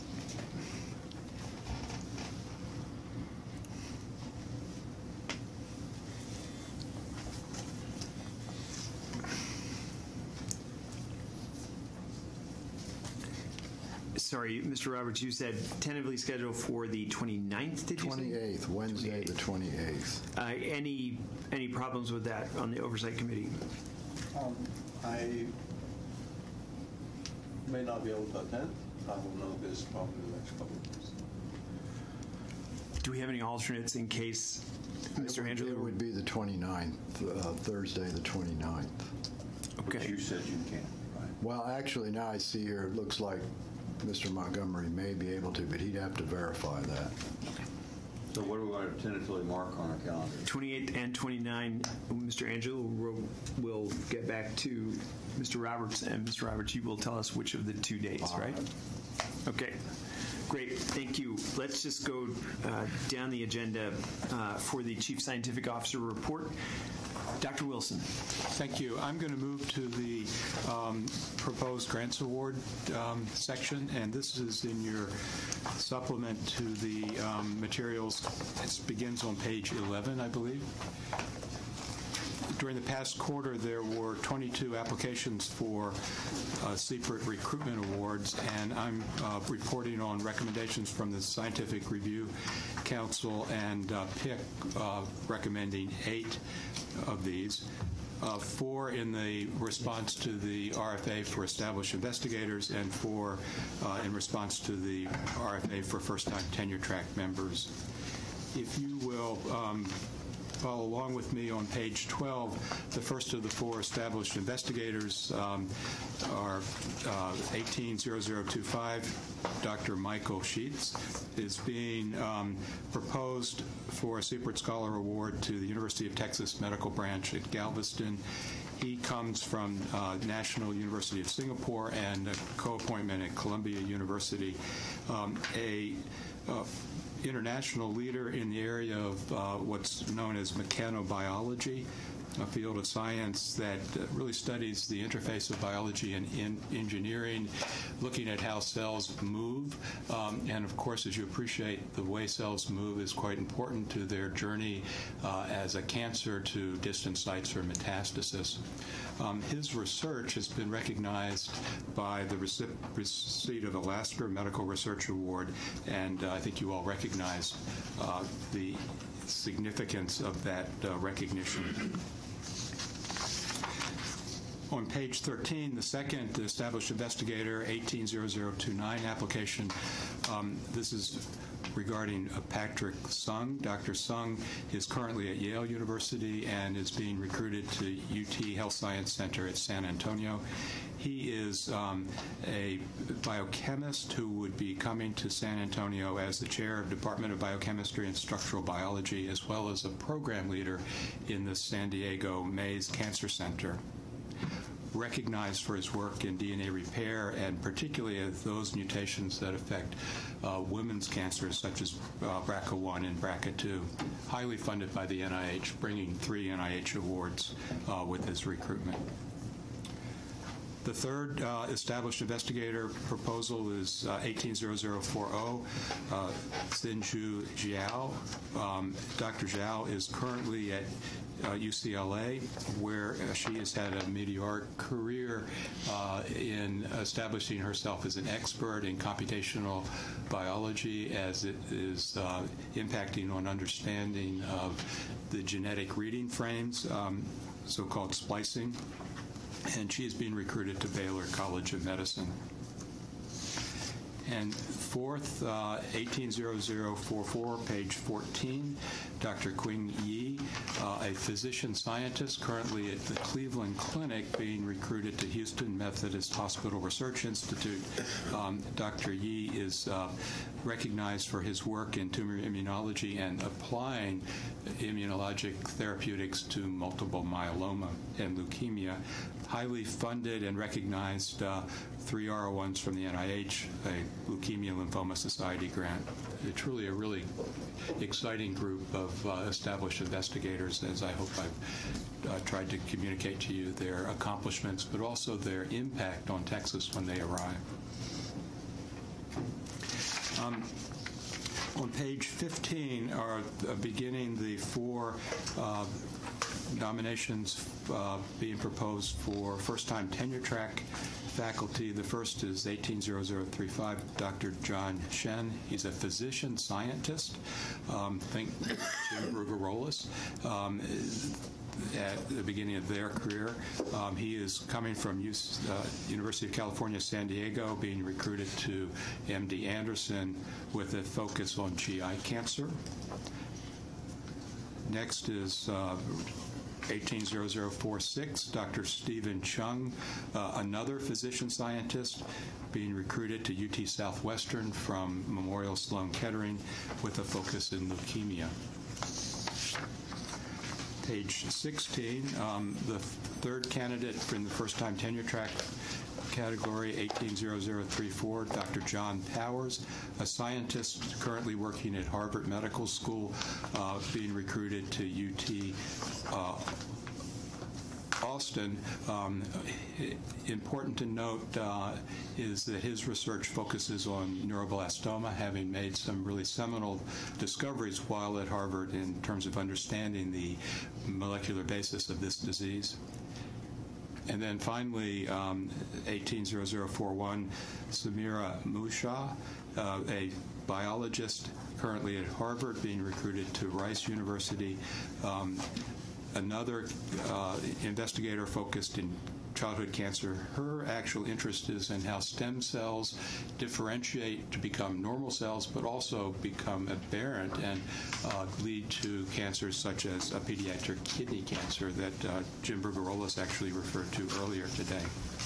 So that concludes the 8 recommendations. I think that you recognize that these address several of the important priorities that the Oversight Committee has established, bringing important enabling talent to Texas, and then to physician scientists focused on translational research, and to scientists focused in childhood cancer. Yes. Are there any questions? There may be. For these faculty awards, are they distributed on the basis of an institution gets so many of these, or does the institution, all the institutions submit a scorecard of people, and then you pick among, rate the people that have been submitted, or how does that work? Yes. So the institutions across Texas of higher learning have the option of submitting responses to these RFAs. There are 3 of them: Established Investigator, Rising Star, and First-Time Tenure Track. They are evaluated on the basis of merit solely, and that merit is assessed by the candidates' criteria of accomplishment and potential, the institutional commitment to that investigators and that individual's success, and then finally the expectation for impact over time. So it's all based on merit, and there's no allocation by individual institution, at least at this point in time. Thank you. Yeah. Any other questions? So, Mr. Burgess's compliance certification and supporting documents were provided in the portal. A copy of his certification is in the proposed grant awards packet at your desk, page 47 to 51. No action is necessary related to the compliance certifications. Turning to the award recommendation. Mr. Burgess.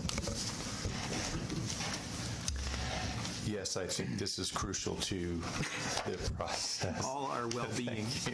Yes. In the proposed grant award booklet on page 47, you'll find my compliance certification and the full certification report.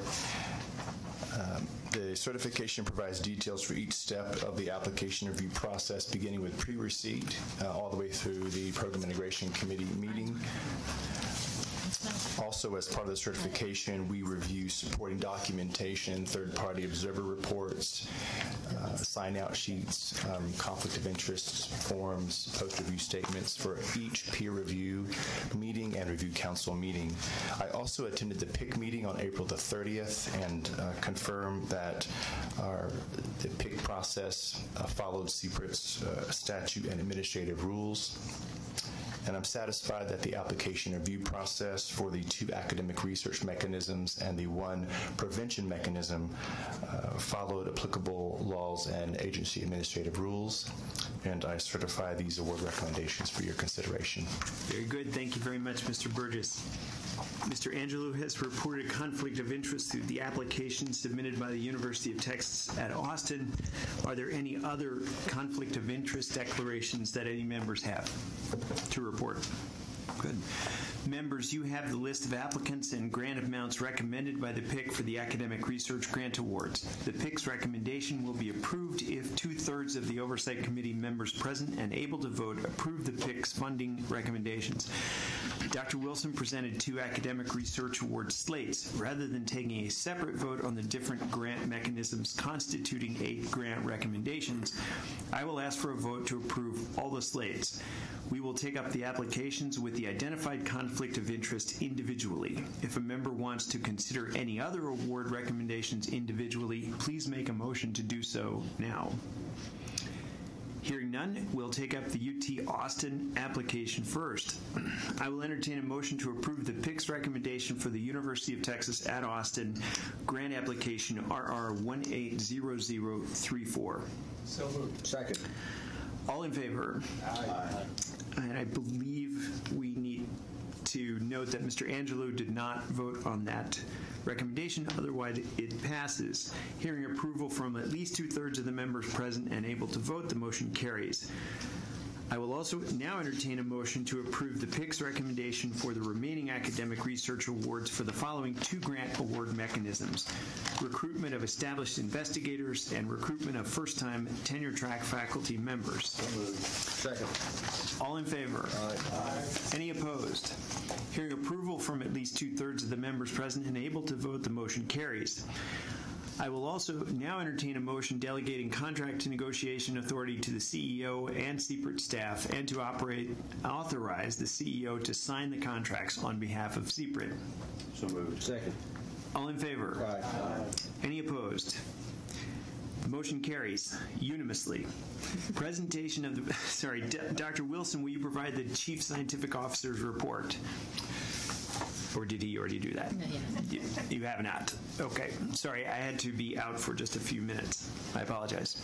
I believe at this time what I'd like to do is to focus on the components of that report that relate to RFA that's being proposed for 19-2, that is during the next fiscal year cycle. As you will remember, in January we discussed the concept of what this staff, that is Becky Garcia, or Dr. Garcia and myself, refer to as a collaborative action program to reduce liver cancer mortality in Texas. There was general enthusiasm for that strategy to build research initiative opportunities, as well as at that time was referred to as a coordinating center to actually foster collaborations and outreach of information. With Dr. Garcia's help, we have refined that concept and had very important input from thought leaders that were assembled from across Texas about a week and a half, 2 weeks ago, which responded to this opportunity. As you might imagine, because they were thought leaders in liver cancer, they thought this was a terrific idea. But even more to the point, they gave us some very helpful suggestions in terms of opportunities, where they thought the key opportunities were for making a impact, and we've learned a great deal from that. To cut to the focus here, we're proposing a program that would involve 2 RFAs.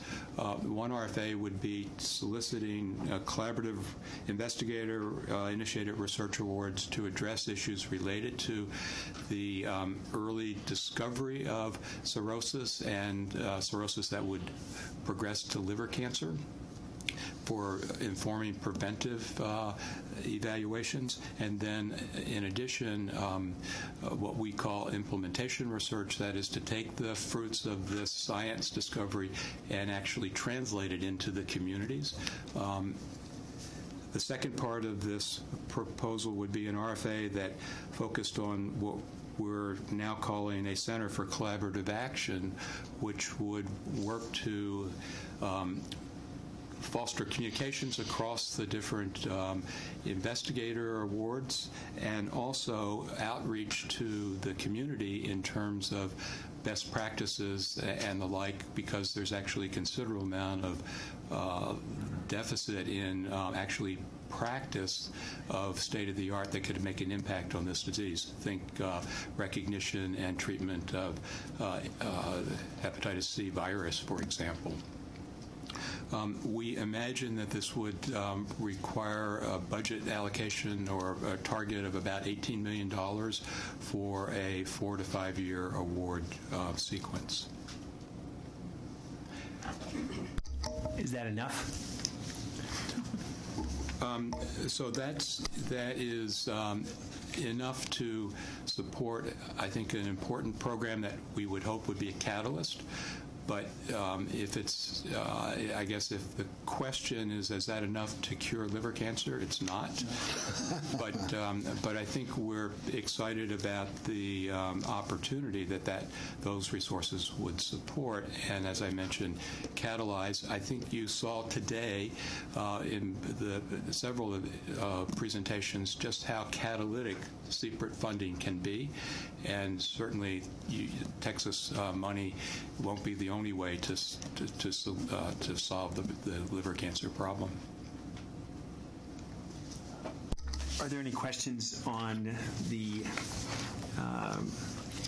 RFA for the special project, I guess, or the liver cancer initiative? Yeah. Yes. Go right ahead. Thank you.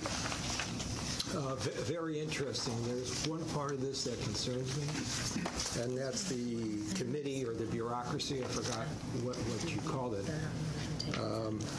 You didn't say how many people this would be, where it would be located, what the budget would be, what facilities they would have, what their purpose would be, how they would report. I just don't have a feeling for this at all. So, yes, sorry that we didn't communicate that in the 4-pager that we provided, but let me just take a minute to speak about the Center for Collaborative Action, which is, I think, what you were referring to. This would be a center that would be based at a single academic institution, and basically the key roles for this center would be providing resources to projects. Those resources would be harmonizing the data management vocabulary or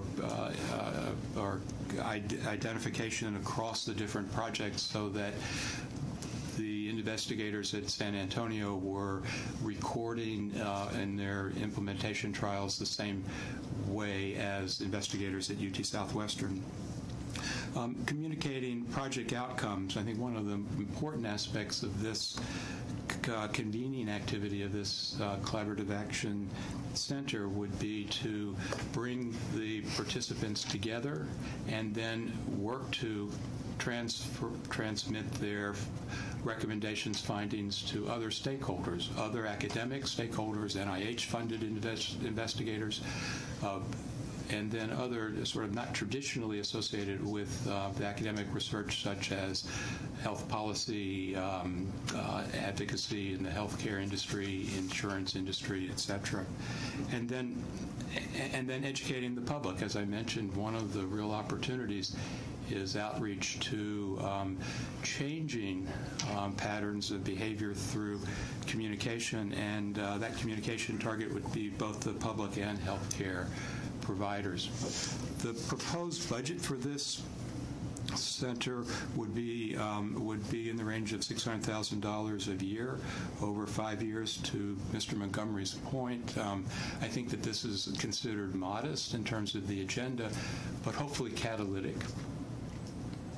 Did I answer your question? I agree with the project, the entire project being catalytic. but the center itself, how many people would be at the center? I didn't hear that. Well, so the idea of the center would be a communication hub as well as content expertise hub. So there, as I mentioned, there's several content expertise that would be important. Data management expertise, genomic expertise in terms of that sort of thing. So how many? I can't answer that. One of the things that we're hoping is that this would incentivize our community to come up with ideas for how to make this work. We're trying to design a framework that is not necessarily top-down, but would actually be invigorated by the good thoughts of the applicants. And then, of course, this would all be reviewed by our peer review committees to assure that it's actually going to have an impact. And did you mention this committee would be issuing recommendations or guidelines? I didn't. And I don't view it as a committee. I think what this center, as we imagine, would have a steering committee that would be formed by the PIs of the other CPRIT awards, as well as potentially important thought leaders. So, for example, other NIH-awarded investigators in the state, to come together to make recommendations, but those recommendations would not necessarily be guidelines. I think that they would be, on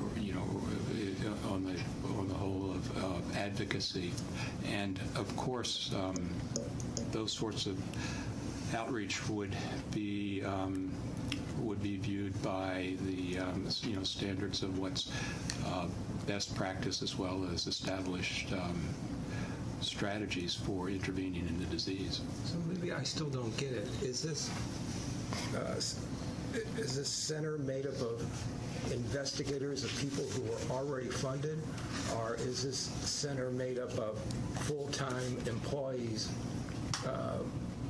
that are not part of the PIs? I suppose that the word center is perhaps leading you in one direction that is not intended. This is a funding instrument to provide a coordinating activity. Back to the coordinating term, which I was lashed about at the meeting that we had with investigators because it conveyed the wrong message. And I feel like I'm not actually communicating here effectively to tell you the idea is to be a facilitator for interaction as well as outreach. And so, yes, it would have PI staff of faculty at the institution that would be responding to this, but would also have professional staff who would work as program coordinators and the like to carry out these tasks. Dr. Rosenfeld, repository, Dr. Rosenfeld, if I could, go back to the original discussions we had. This used to be the big initiative, and view this, I think, as a request for proposal. We are not putting out a highly detailed request for applications that specifies all of the requirements. We are looking for proposals, and the actual proposals that would come in would narrow the scope of this coordinating group, whatever you want to call it, and then that proposal will be evaluated by the peer reviewers. We did not want this whole idea began with not wanting us to be too prescriptive, but to look for a big problem with multi-institutional, multidisciplinary investigators to resolve, to make a proposal to us. So thanks for Mr. Roberts for being clear about the intent. In fact, the idea here is to take that earlier big idea in terms of doing something that would be collaborative and try to focus it in a way that we feel has an opportunity to catalyze something bigger than the individual parts. So rather than just funding 6 investigator-associated awards, we're also proposing this Center for Collaborative Action to help bring those groups together, but also connect them with a bigger community in Texas. I guess I don't want to monopolize the conversation or take up too much of the committee's time. But I guess what I'm envisioning is a SWOG headquarters or a CALGB headquarters, and if that's what you're talking about, there's no way I can get on board. But maybe that's not what you're talking about. Yeah, no, thank you for clarifying your question. It's exactly what we're not talking about. And when we talked about a coordinating center before, that's what our colleagues thought we were talking about, and we spent a fair amount of time, again, trying to get a vocabulary that communicated the opposite, that we're not actually a data repository or a biostatistics center, but that's not what we're trying to build here. You're right, we would not, these resources wouldn't come close. Thank you for the reassurance. Yeah. Thank you. Dr. Rice. I was just going to add one comment. I had the chance to join that meeting for a couple-hour meeting, and it was very interesting. And so, thank you all for putting that together. I think those that attended, which were the liver cancer specialists across the state, really, I think, were energized by the fact that they were there to, for the first time, maybe really talk amongst themselves. At least, certainly under the auspices of CPRIT. One of the things that I got that I thought was almost maybe it relates to that center conversation. One of the internist professors of medicine, whose name I'm escaping, from San Antonio, pointed out that that even as we think about this project as something that relates to prevention or early detection, and the idea of sort of seeing the path, trying to identify the path and warn of a path towards cirrhosis in a whole bunch of different populations, et cetera. The idea that even just clinical best practice that a primary care doctor would have for a patient with elevated liver function tests is a huge opportunity, she said, which right now, in her sense, in the the clinical realm is a massive opportunity, because those patients are often not kind of optimally treated or focused. I'm not sure how to say that. I don't want to diet primary care in Texas, but I'm saying she was just highlighting that a coordinating center, or whatever the right term is, has those things that could gather and organize data, but also could be some public policy commentating, and also literally just best practices that could really be come forth from that center to primary care doctors across the state. And that sounded at the time really like an opportunity that is important, and I don't know who else in Texas would do that. Again, the best practices to me gets back to guidelines, and certainly in this area the CDC puts out guidelines, ASCO puts out guidelines. Do we need a Texas center to put out another set of guidelines? I didn't get the sense that it was the development of new guidelines, but more to have a conversation amongst Texas providers to be another beacon of information. And even more importantly, exactly, it's actually the uptake of those guidelines that we're talking about, and I think that's where the real opportunity exists, and where the focus of much of this proposal is actually is directed, is the uptake, and I use the example of hepatitis C virus, both identification and treatment, as a key example of an area where guidelines are clear, uptake is really falling short. Thank you all. I will entertain a motion to, entertain a motion to approving the academic research programs plan for the proposed RFA for the second cycle of fiscal year 2019. So moved. Second. All in favor? Aye. Dizzy, you got a 50-50 choice here. It's either up or down. Aye. Good. It is unanimous.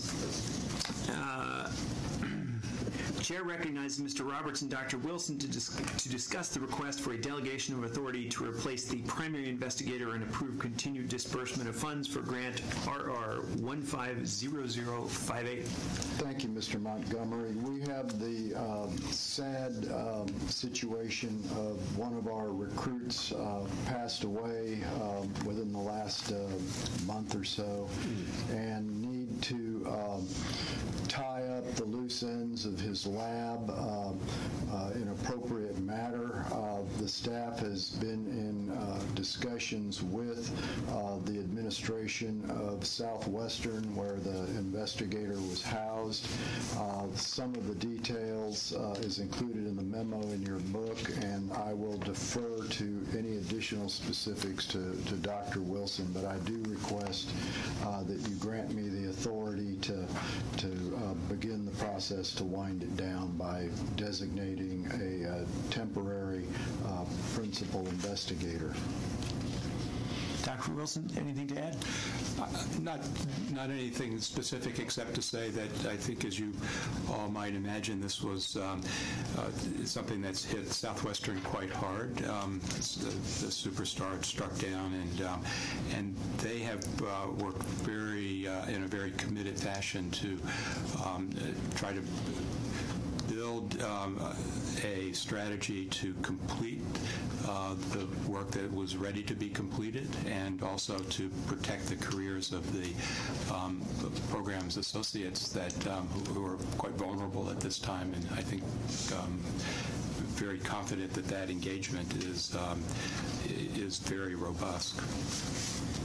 I'll entertain a motion delegating authority to CPRIT CEO to approve replacing the primary investigator on grant RR 150058 and to contribute distributing grant funds according to the plan to a plan and budget approved by Mr. Roberts. Second. All in favor? Aye. And Dr. Wilson, Mr. Roberts, when you talk to them, please pass on our condolences to the institution. Now we move on to the Prevention and Communication Officer report. Dr. Wilson, thank you. Dr. Garcia, could I ask you a favor? Could you go to your review of the El Paso event? Mayor Margot has to leave soon. If you could start with that while he's here, I'd appreciate it. Thank you. Absolutely. Great. So, all right. That was going to be part of the communications report, which is under tab 7. It starts on 7.4. And really all I was going to do in the communications report were to highlight 3 notable pieces. We had some very good coverage this past quarter.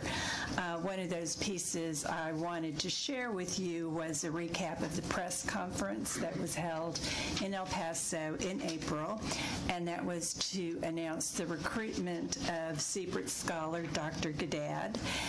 We had some great coverage coming out of that event. There were 11 different news items on television and in print, and we have a very nice recap to show you. So a little show and tell. That's the third piece there, video 2. Yeah.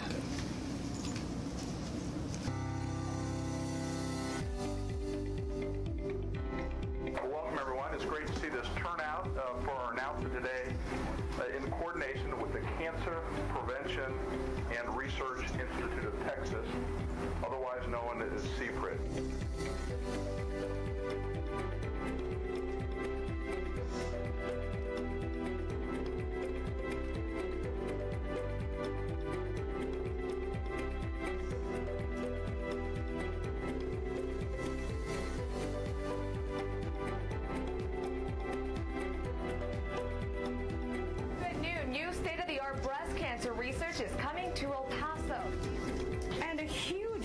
For El Paso this morning at Texas Tech University Health Sciences Center.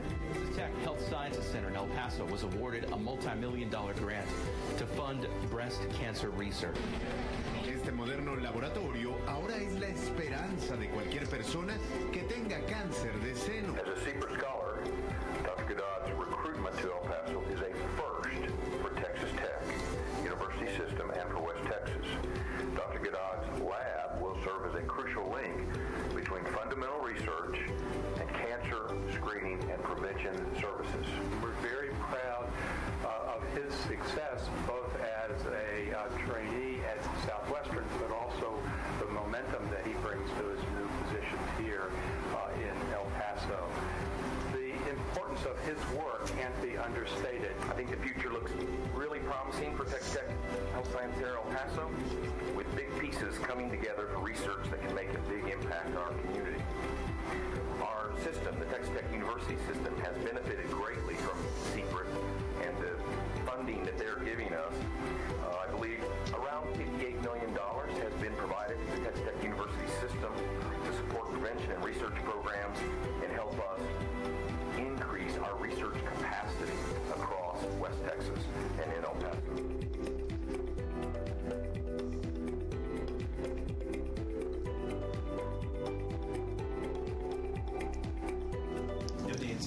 No dancing. Yeah. That was excellent. Mayor Margot, thank you for putting that together and hosting it. That was terrific. And thank you to Dr. Garcia. If you did that, it was terrific. Our firm, Han Public Communications, put the clip together, did a very nice job.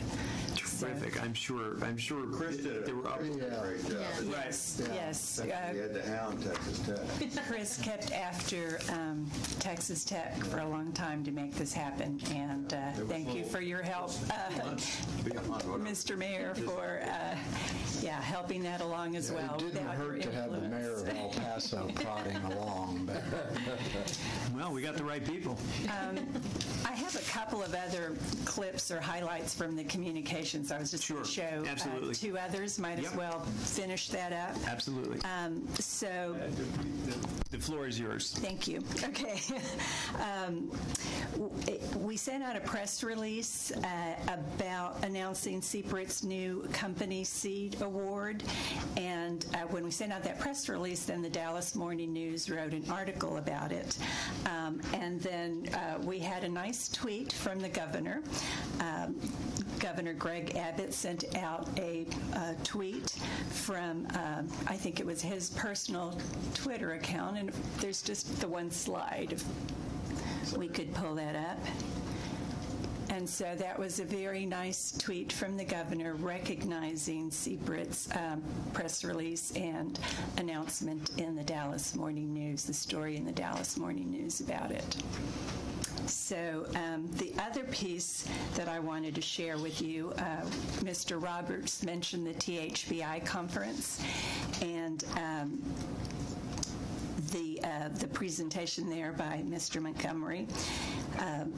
Governor Greg Abbott then did a thank you to THBI, and in that thank you, he recognized CPRIT, and his recognition of CPRIT is sort of in the middle of this, but we were very pleased that for the second time in a couple of months, CPRIT was recognized by the governor. Very honored to be recognized, so if you want to just play that clip. It is an honor to address the Texas Healthcare and Bioscience Institute's annual summit and luminary dinner. I want to thank THBI for its commitment to promoting higher education, as well as for all that you all do to advance research and development, as well as to increase patient access and innovative products and technology. For the past 20 years, THBI has been a strong voice in the Texas Capitol. You've been advocating for policies that advance the life science industry, that help to create high-paying jobs as well as to spur innovation. But most important of all, you are changing lives. Through your work with initiatives like the Cancer Prevention and Research Institute, you are helping to increase access to treatments and cures that allow patients to live longer, healthier, and more productive lives. You're making such a profound difference. Through the Texas Healthcare and Bioscience Institute's efforts, I am confident and I am certain that the Lone Star State will continue to lead the way in research, in development, and in innovation. Together, we will build an even better future for our state as well as for the entire world, because in Texas, anything is possible. Thank you so much.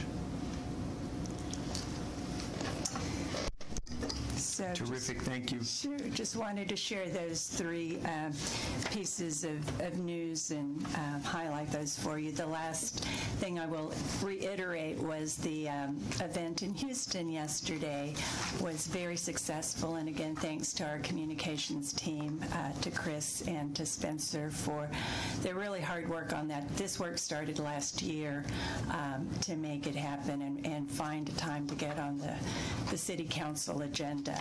So we had captured some live stream video from that as well, and we'll be putting together a nice little clip of that. Great. I can't stay, but I was hoping we could see Mr. Montgomery's 30-minute speech. No. We cut it down to 28 minutes, actually. After that tip of the hat, I think we say goodbye to Mayor Margot. Thank you, Mr. Mayor, for what you did for CPRIT and for El Paso. Appreciate it very much. Look forward to seeing you next time. Now I believe we go on with the proposed slate of awards. Unless there's any questions about our communications activity, I will move to the Prevention Programs Grant Recommendation. That's under, it's in your other book, the Proposed Grant Award book. Page 29 is the memo. So the prevention program has one grant award recommendation. This is for a dissemination award. The dissemination awards are continuously open now, so that's why you're just seeing the one come before you right now. They're reviewed right now quarterly.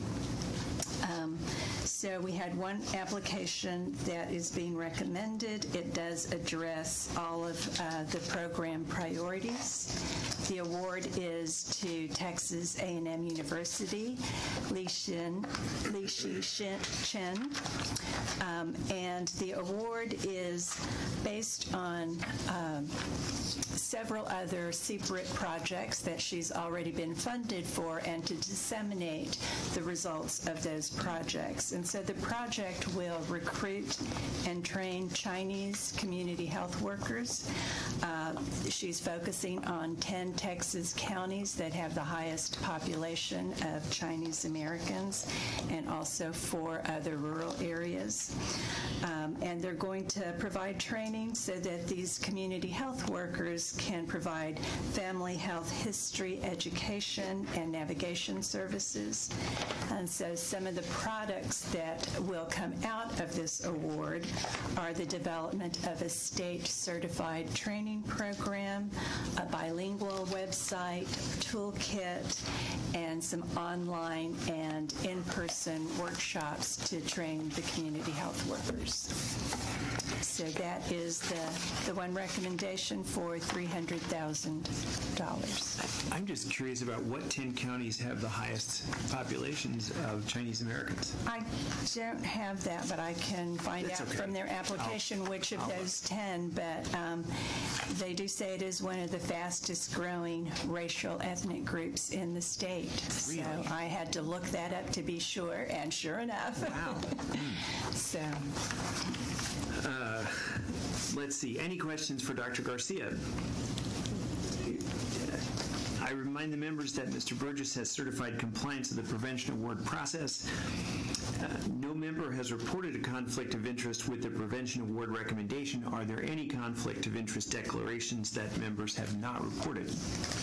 Hearing none, I'll entertain a motion to approve the PIC's recommendation for the One Prevention Award for dissemination of CPRIT-funded cancer control interventions. Second. All in favor? Aye. Any opposed? Hearing approval from at least 2/3 of the members present and able to vote, the motion carries. I will entertain a motion delegating contract negotiation authority to the CEO and CPRIT staff, and to authorize the CEO to sign the contract on behalf of CPRIT. So moved. Second. All in favor? Aye. Motion carries.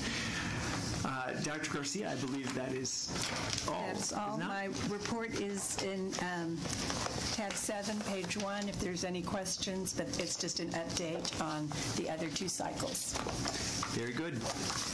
Thank you very much. Now we will turn to the product development Officer report, which is given by Mr. Roberts in lieu of Mr. Lang. Thank you, Mr. Montgomery. Mr. Lang's, the substance of Mr. Lang's report is contained behind tab 8. Rosemary French, the program manager for product development, and I are both available to answer any questions you may have about the report.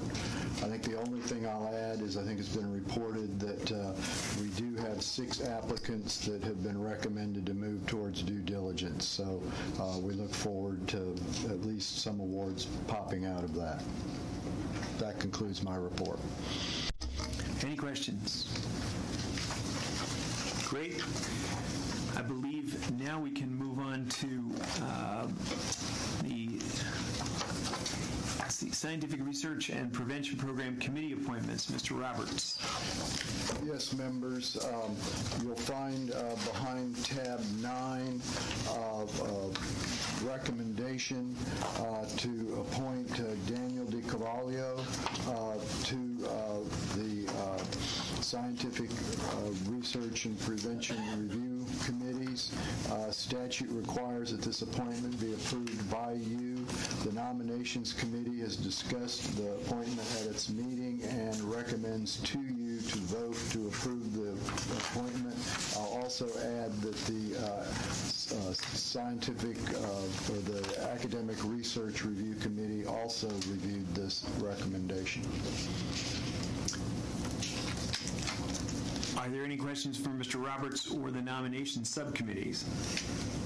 Hearing none, I'll entertain a motion to approve the Scientific Research and Prevention Program Committee appointment. So moved. Second. All in favor? Aye. Aye. Any opposed? Motion carries. Thank you, Mr. Roberts.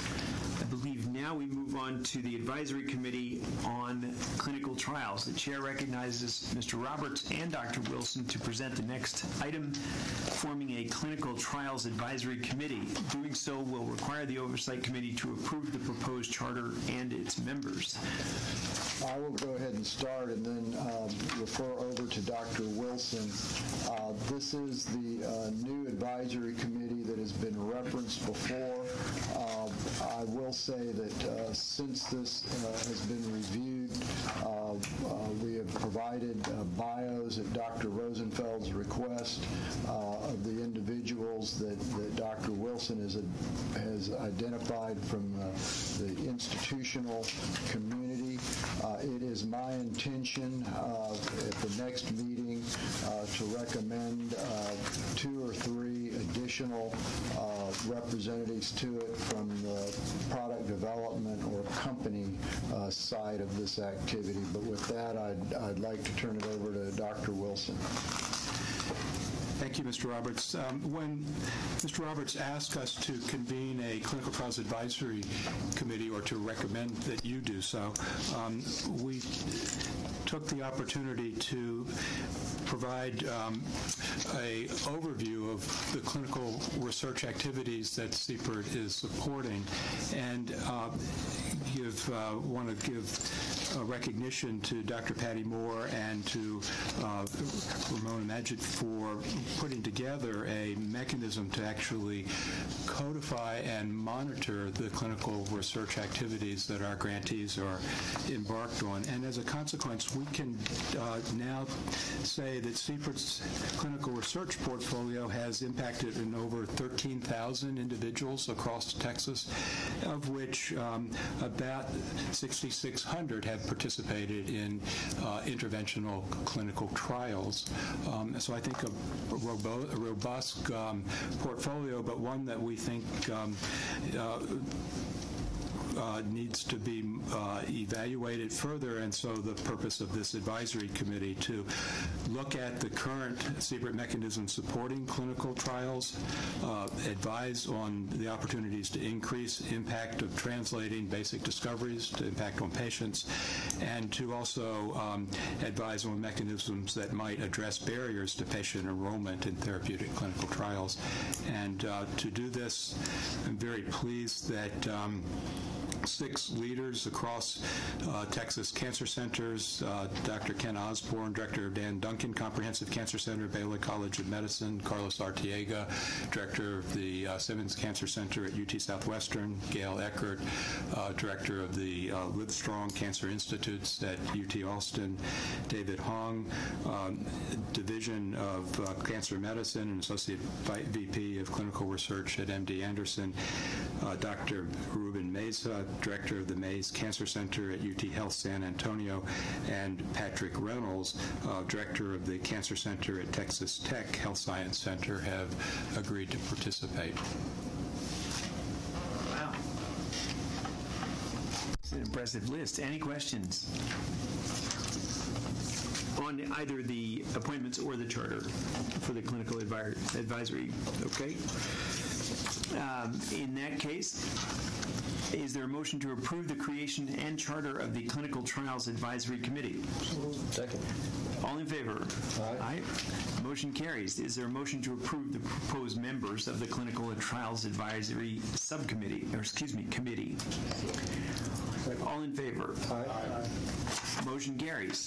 Thank you very much, Mr. Roberts, Dr. Wilson. Now, it's my sad duty to announce that with Ms. Mitchell's resignation as an Oversight Committee member last month, the position of Oversight Committee Secretary is vacant, and it is my great pleasure to announce that Dr. Mahendra Patel has agreed to fill this position until the next election of Oversight Committee offices. Thank you very much, Dr. Patel. Are there any questions on this? Is there a motion to appoint Dr. Patel as Secretary of the Oversight Committee? Second. All in favor?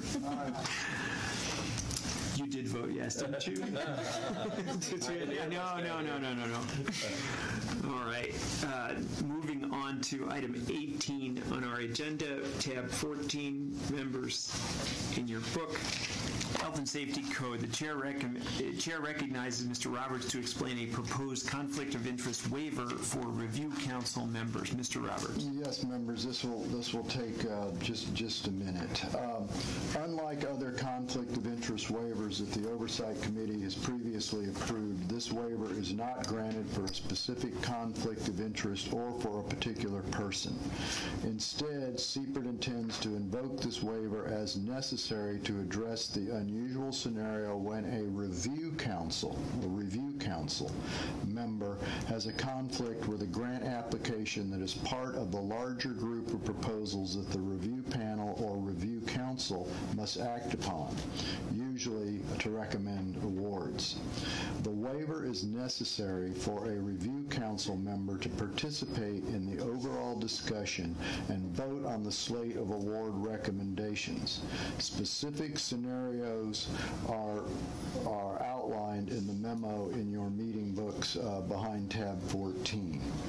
Although it would be ideal to consider each instance individually before granting the conflict of interest waiver, a prospective waiver is necessary in this scenario given the timing of the review process and scheduled OC meetings.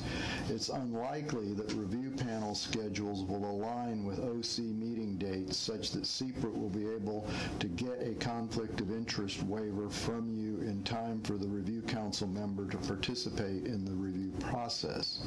However, adequate protections are in place that, together with the waiver's proposed limitations, lessen the opportunity for review council members' decisions regarding the award of grant funds to be influenced by anything other than merit and established criteria.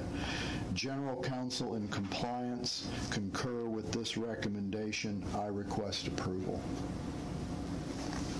And I'll be happy to try and answer any questions or general counsel. Our two active members have questions. Dr. Rice. I'm sorry. Can you just give an example of this? I'm missing in the memo, like the specific example, if you don't mind. Kristen, you want to give a shot at it? So, again, this is an unusual situation, but it occurs occasionally. Our review council members are the chairs of the review panels. So when applications come to the review panel, the review council member notes when he or she has a conflict of interest and follows through, recuses himself, does not participate in the discussion. However, after all of the grants that have been reviewed by that panel are scored, then that panel is usually called upon, so this is in product development and academic research, to decide which grants move forward. And that becomes a discussion of the entire committee. It doesn't usually focus on very specific grants. It's more like, okay, all these grants with this score are better. Because our conflict of interest rules require that the review council member recuse themselves from any discussion that affects the grant, right now, there is a question about, well, they're just having a general discussion. They're not talking about, they're not advocating for or against. So this is putting it clearly on the record that in those cases, they can't advocate for or against that grant. And when there's an individual discussion, they can't participate. They have to leave. But they can participate in the overall discussion. The other scenario is when it actually gets to the review council. The review council then has to make the decision on what grants to recommend to go to the PIC. And so they generally vote on it all together. So again, that would be a vote on a grant. So those are the two instances where we're asking for the...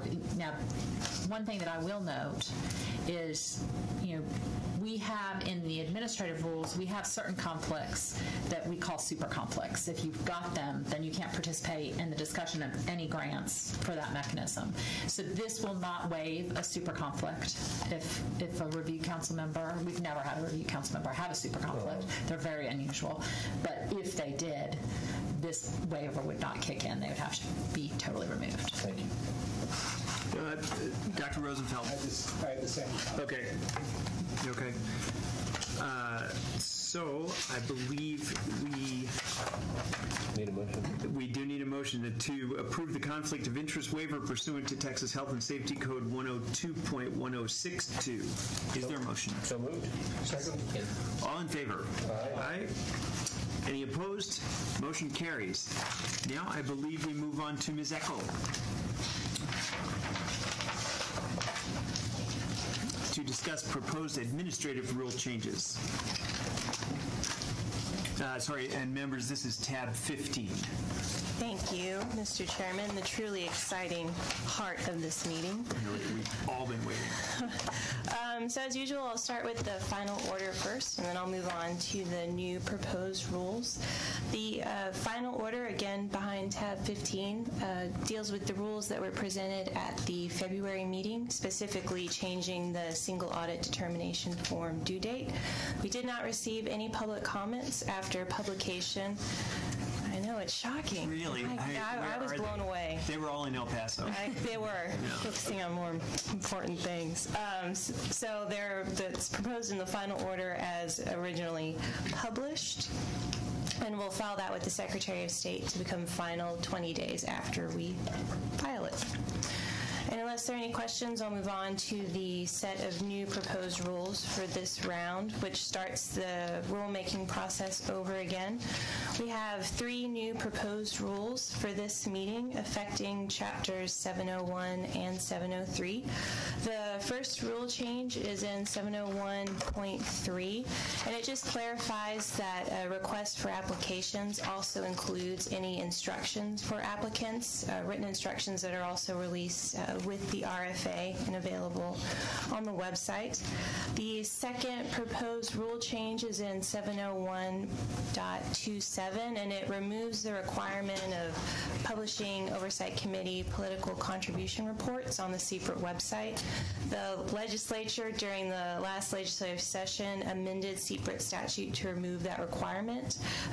Oversight Committee members are no longer required to submit political contribution reports, so we're just cleaning up the administrative Administrative Code, so it's consistent with the statute as well. And the last administrative rule change is 703.11, and it changes the time frame from when a grantee who is a private or public institution of higher education can use a new federal indirect cost rate if it were to change.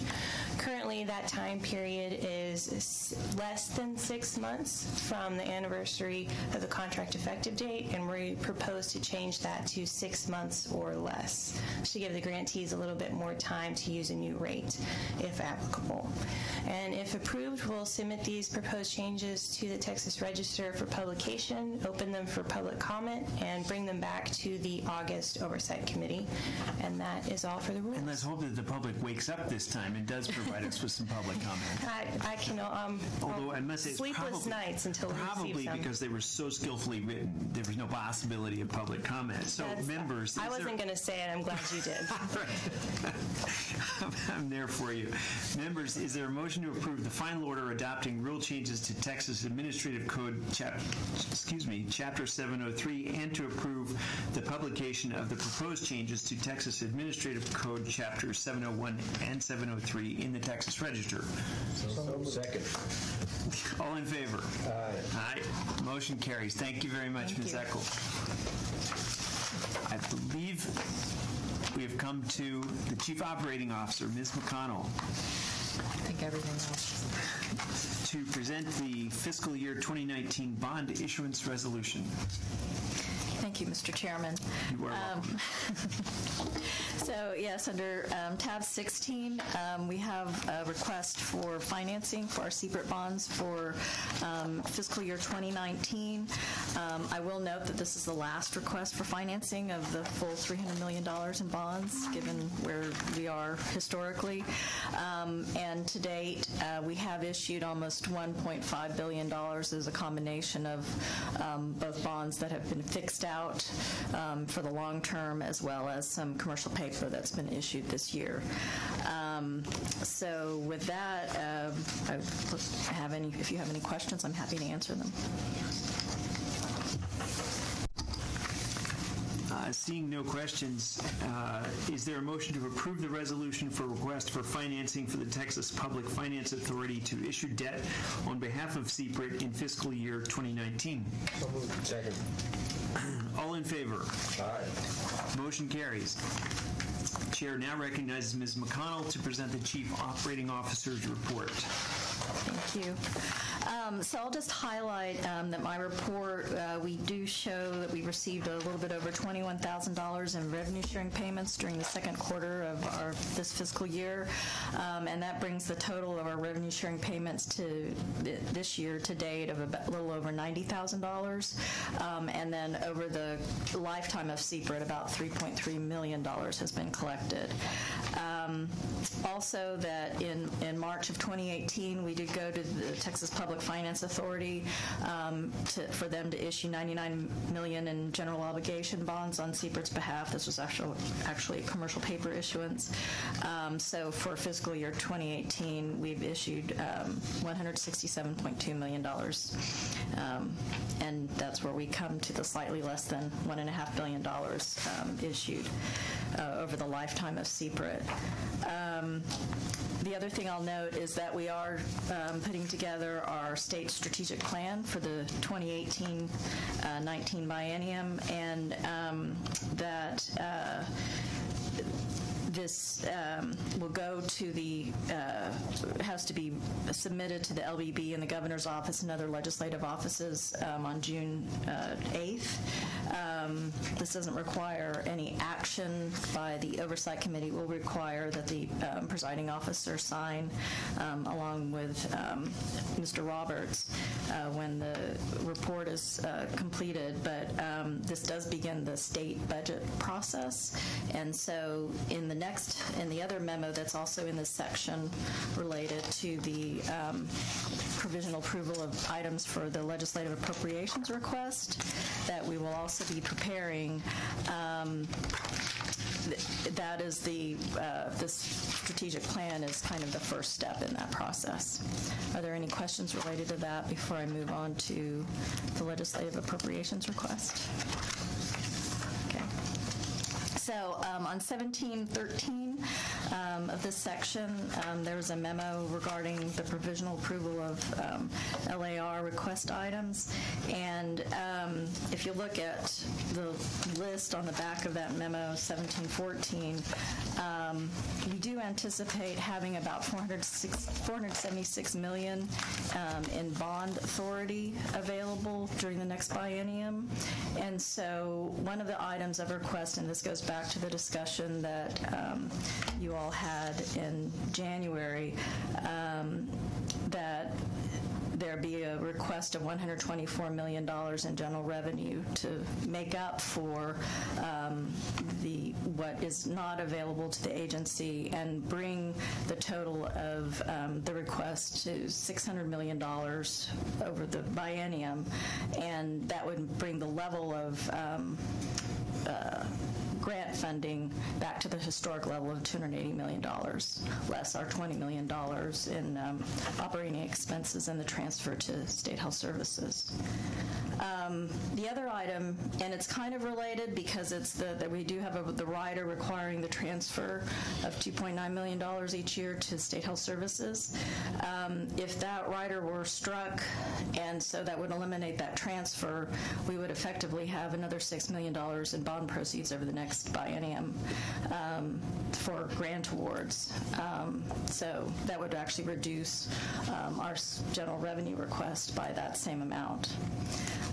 The other item is an additional FTE, one FTE to provide additional IT support. Currently, CPRIT does have an FTE cap of 35, and as Mr. Roberts explained earlier, we are at that limit. And so given the amount of support that we do, and we rely heavily on IT in the agency, this support would be most welcome. We also have a request that we've asked for before to modify Rider 4, which is the transfer authority, to allow the CEO to make transfers within limitations that's already provided for in the General Appropriations Act. Other state agencies have this. It's up to 20% from one budget item to another. Presently, we are limited, and we actually have to ask the LBB to make those transfers for their permission. The last item is a request to increase the CEO exempt salary amount, and this is actually a request that would be made in the administrator's statement of the LAR, and this item is based on the state auditor's report on executive compensation at state agencies that was actually published in August of 2016, so prior to the last legislative session, where they recommended that the salary range for CPRIT CEO be adjusted and be given a range of, with the minimum being $250,000 and the maximum up to $299,000. And so they were recognizing, based on either appropriations or FTEs, agencies where the executive compensation should be adjusted.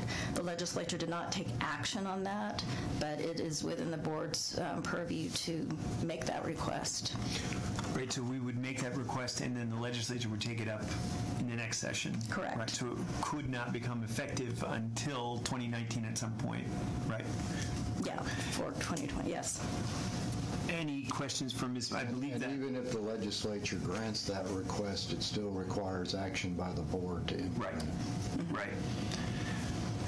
Ms. McConnell, that's the entirety of your report? That summarizes the items that we were requesting, and then the process that we would do this, since we do not have a legislative appropriations request for you to approve, is for you to approve these items, and then for the audit subcommittee to have a kind of an interim meeting this summer to provisionally approve that LAR, so that, because we will actually have to submit it before the oversight meets in Wait a August. second. You're treading on my I'm sorry. That's all right.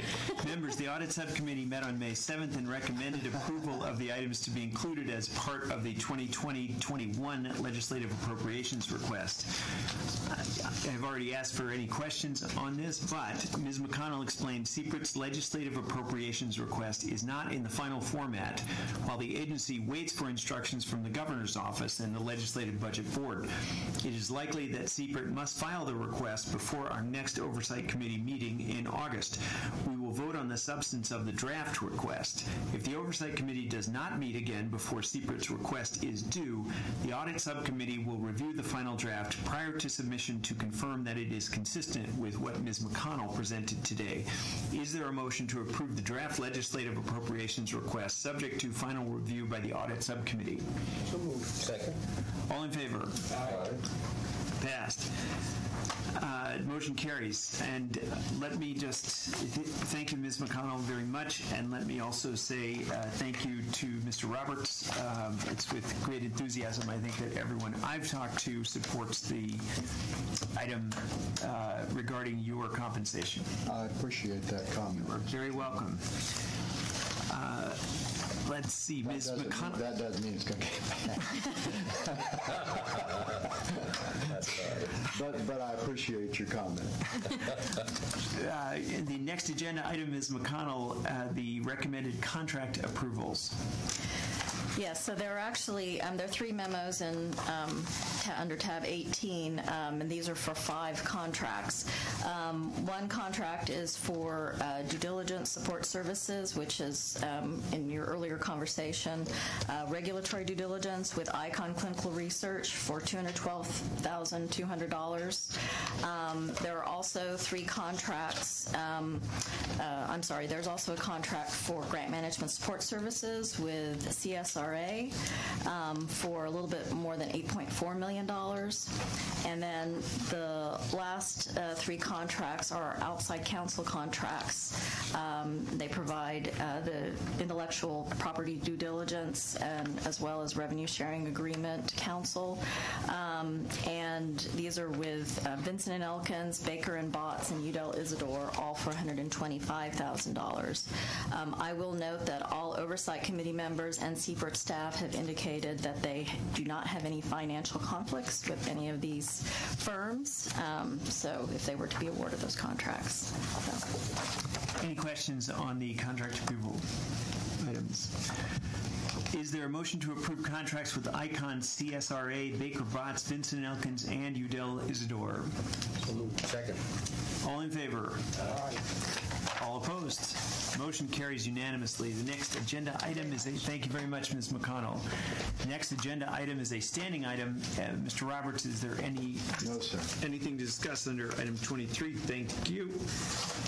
I know how disappointing it is that you will not get to see me before August, but I'll try and make up for it during that time.